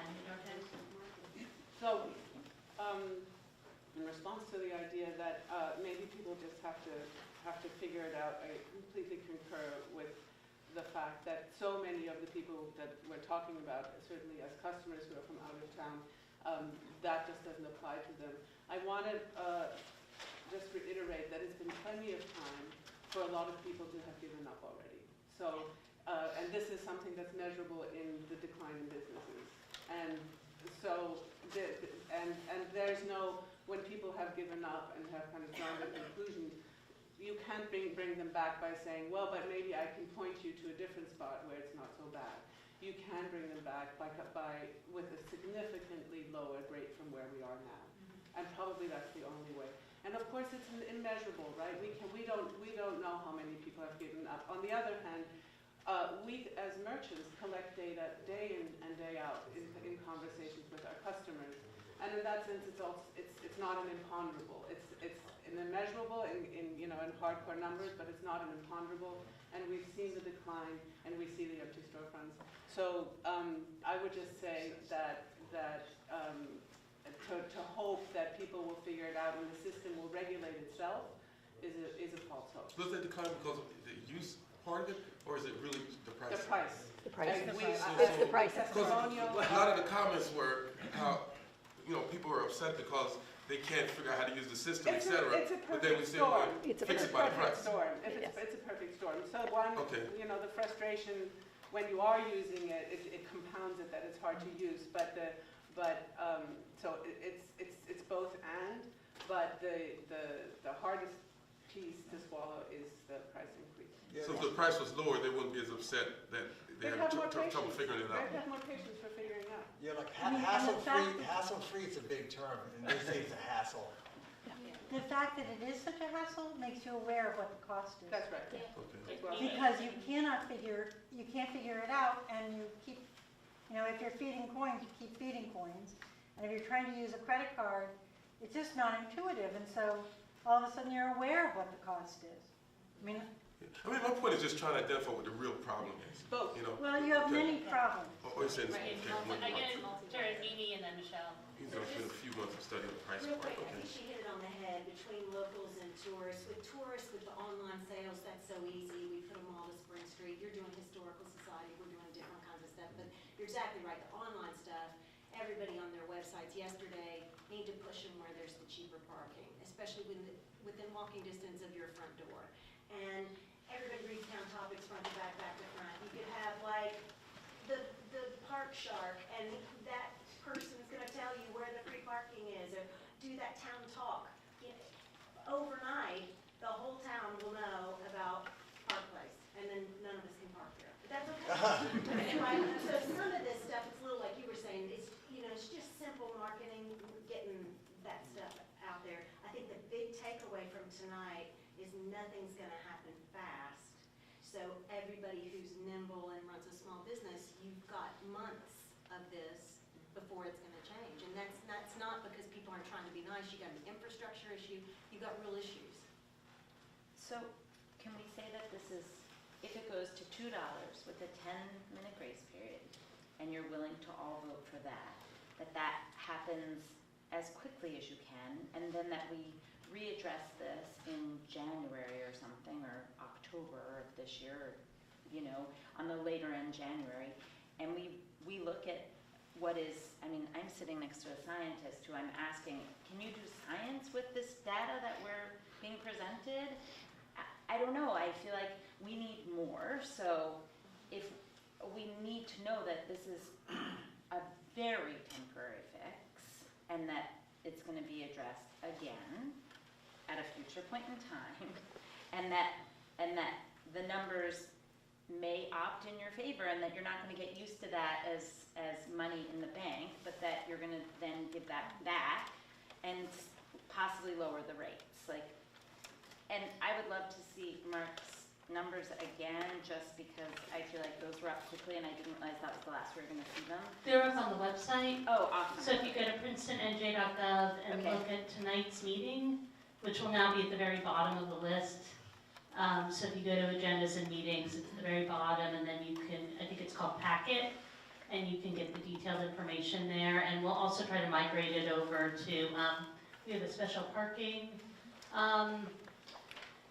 parking section that you can go to. It's under projects and initiatives on the front page, and probably sometime this week it'll be part of that, all the documents that are up there. Yeah, Dorothea? Just to Minnie's point, in saying to us that, you know, we have a period, an undefined period, but possibly another 9 months of working with what might not yet feel like the relief that we need. Another thing that I would like the council to consider is the possibility of, in the month of December, so because the holidays were really, really tough for us, in the month of December, to provide free parking Friday afternoons, Saturday and Sunday, at least in the garages, possibly a little bit more.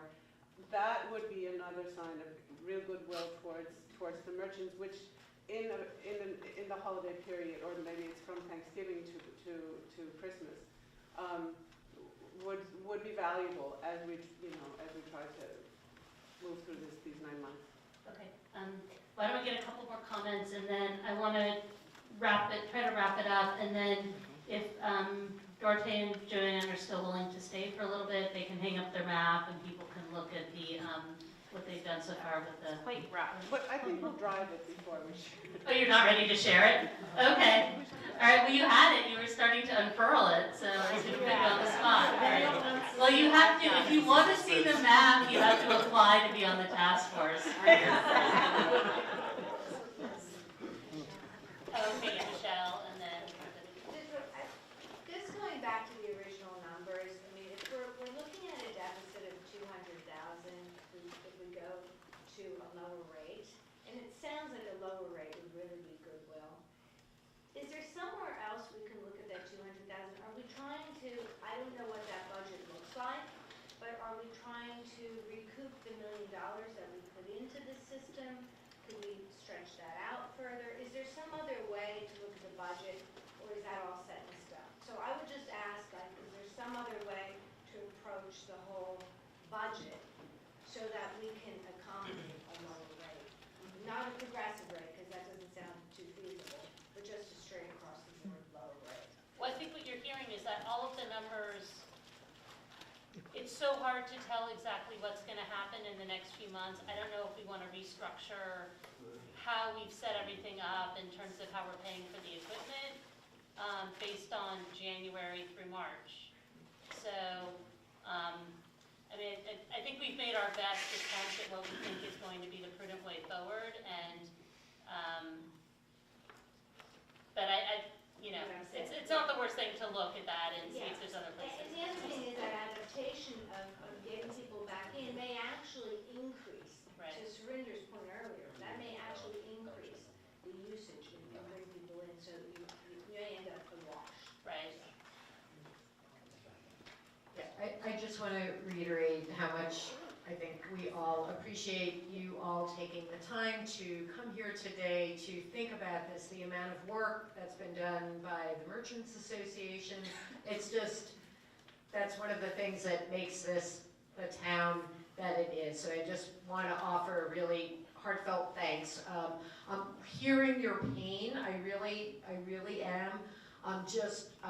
You know, as other people have said, I'm concerned about the budgetary implications, and I'm also worried about if we go too low and then it turns out to be unfeasible and we have to raise the rates again in a few months. I just, you know, even if it's the end of the year, so, but at the same time, to lower them, let's say, to $2 an hour, and then realize that things are picking up and we can actually go lower, that's problematic too. So I think we need to, I think the idea of doing a number of different scenarios based on different price points.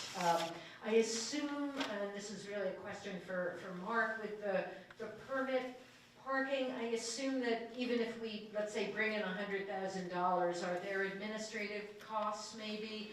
Do you have any idea what, of that $100,000, what are we looking at? Unfortunately, I don't know, but there will be we'll have to look at what the administrative cost, both for the software and administering. Okay. And the other thing I think is I know that parking overnight in the garage is quite inexpensive now, and I don't know how popular that is, but I wonder if just maybe, you know, moving it from like 10 p.m. to 6 a.m.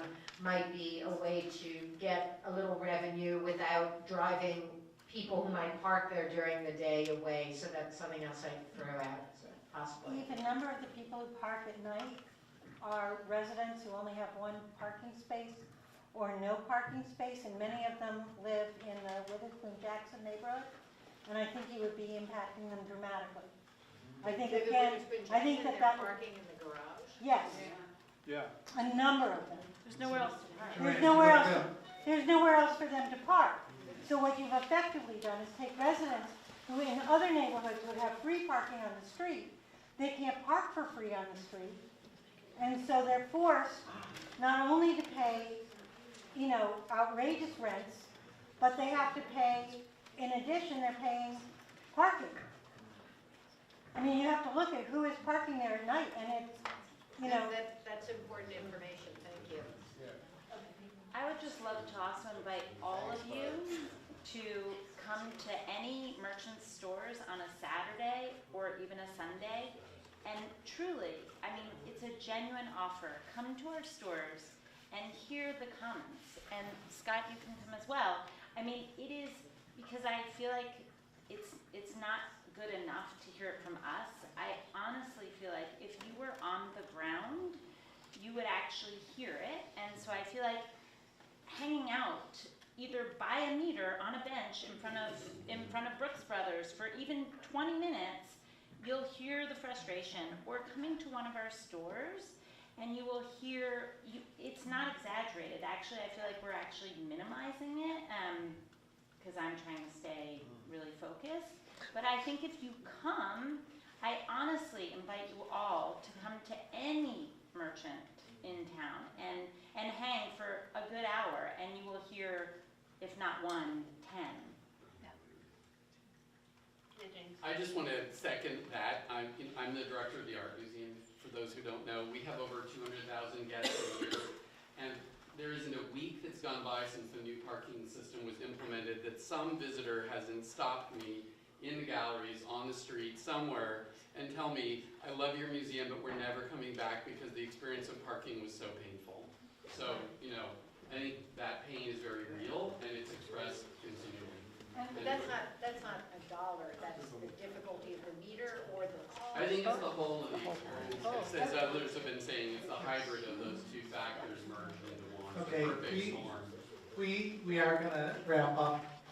I'm even gonna skip my last comment, so the rest of you come on up and talk to us one-on-one after the meeting. But Okay, I wanted to just repeat sort of where I think we are in terms of consensus and moving forward. So one thing, just based on these last comments, something that I propose to put out there is to do a real push with the ambassadors. This is people who, I'd be happy to be one of them, but are out on the street helping people with the meters.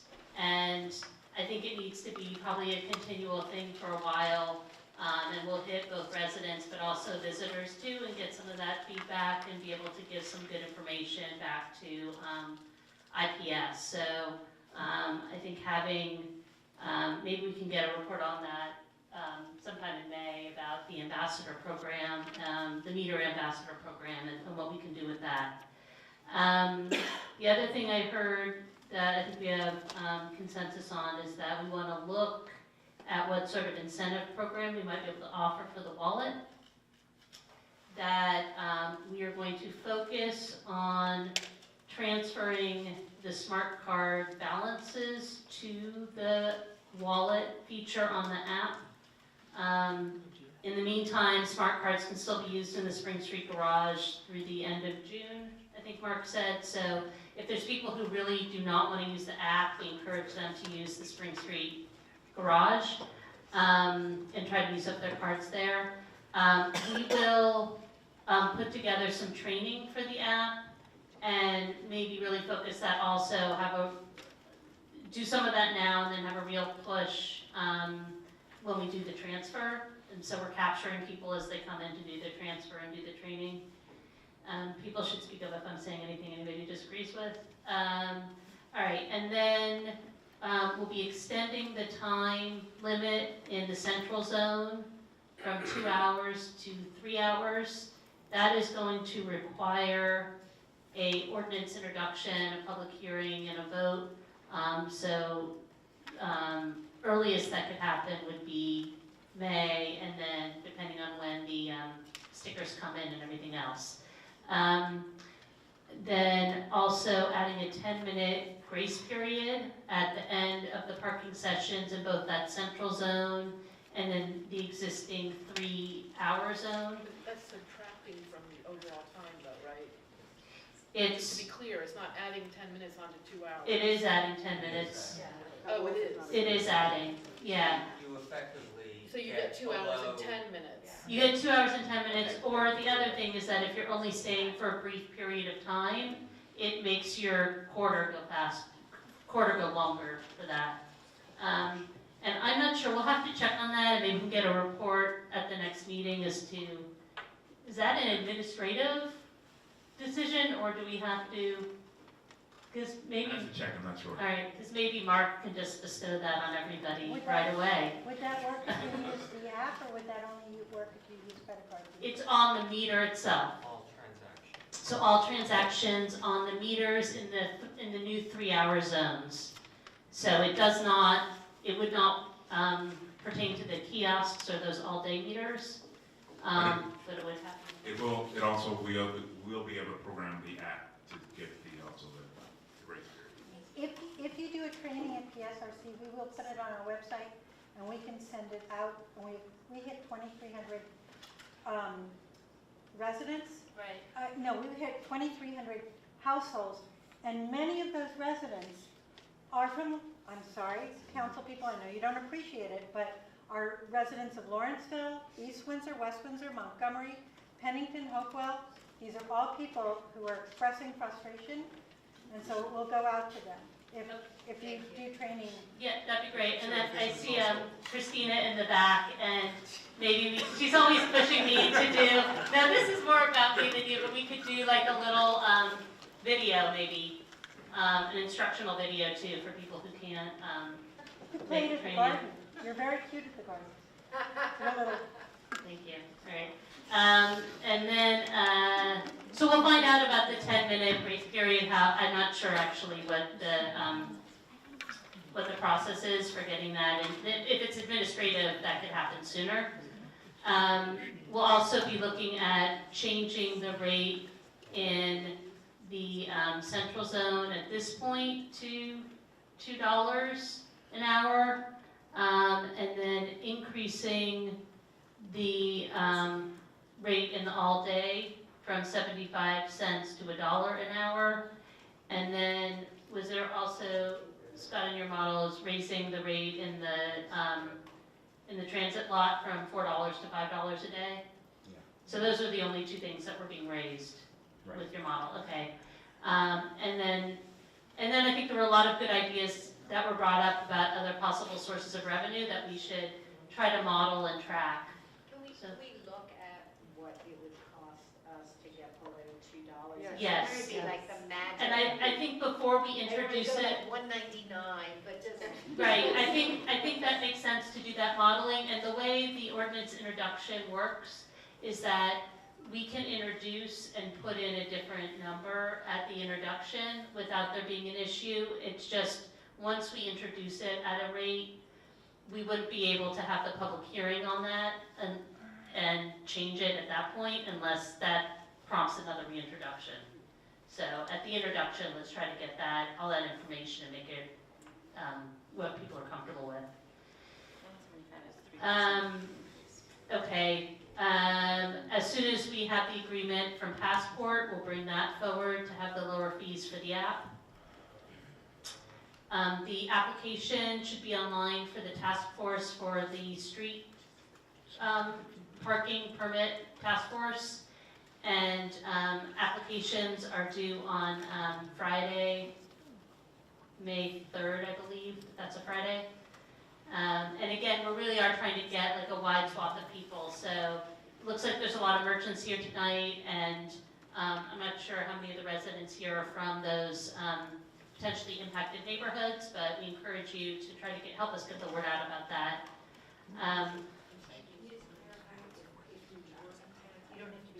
You don't need to be a resident to be on that task force, and we're looking for a variety of perspectives on there. I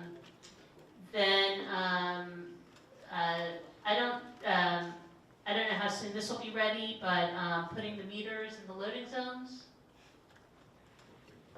We'll give you a time for that. Okay. It's a matter of scheduling it. Okay, so maybe we can get an update on Monday as to when the timeline would be for that. All right. Yeah, that will have to be ordinance because of the change of the parking. Okay, and I think that was it on my list that I had. A quick suggestion is based on what we heard a lot in the very beginning about the light, the pushing the button on the light. Why don't we have our police message boards saying, push button on light, or, you know, a quick message. Push a button on the light, pushing a button on the meter will light, any button will light the meter. I also encourage you to, I know it's gonna take you some time to get all of these ordinances, but your training in how to use them could be done before the rate changes go into effect. So The ambassador program, you mean meter ambassadors? well, or you know, setting up some training. And the app, yeah, Like just setting up some training sessions okay, would be helpful. yep. Any other final thoughts or words before we end? All right, I want to echo Eve's comments and just thank everybody. This was a really productive meeting. It was sort of the best I think any of us could have hoped for tonight.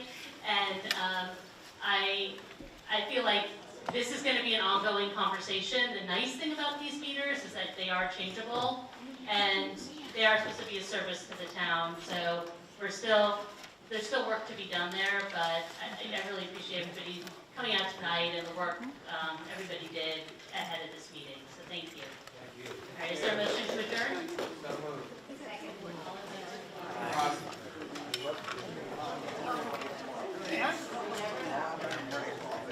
Second.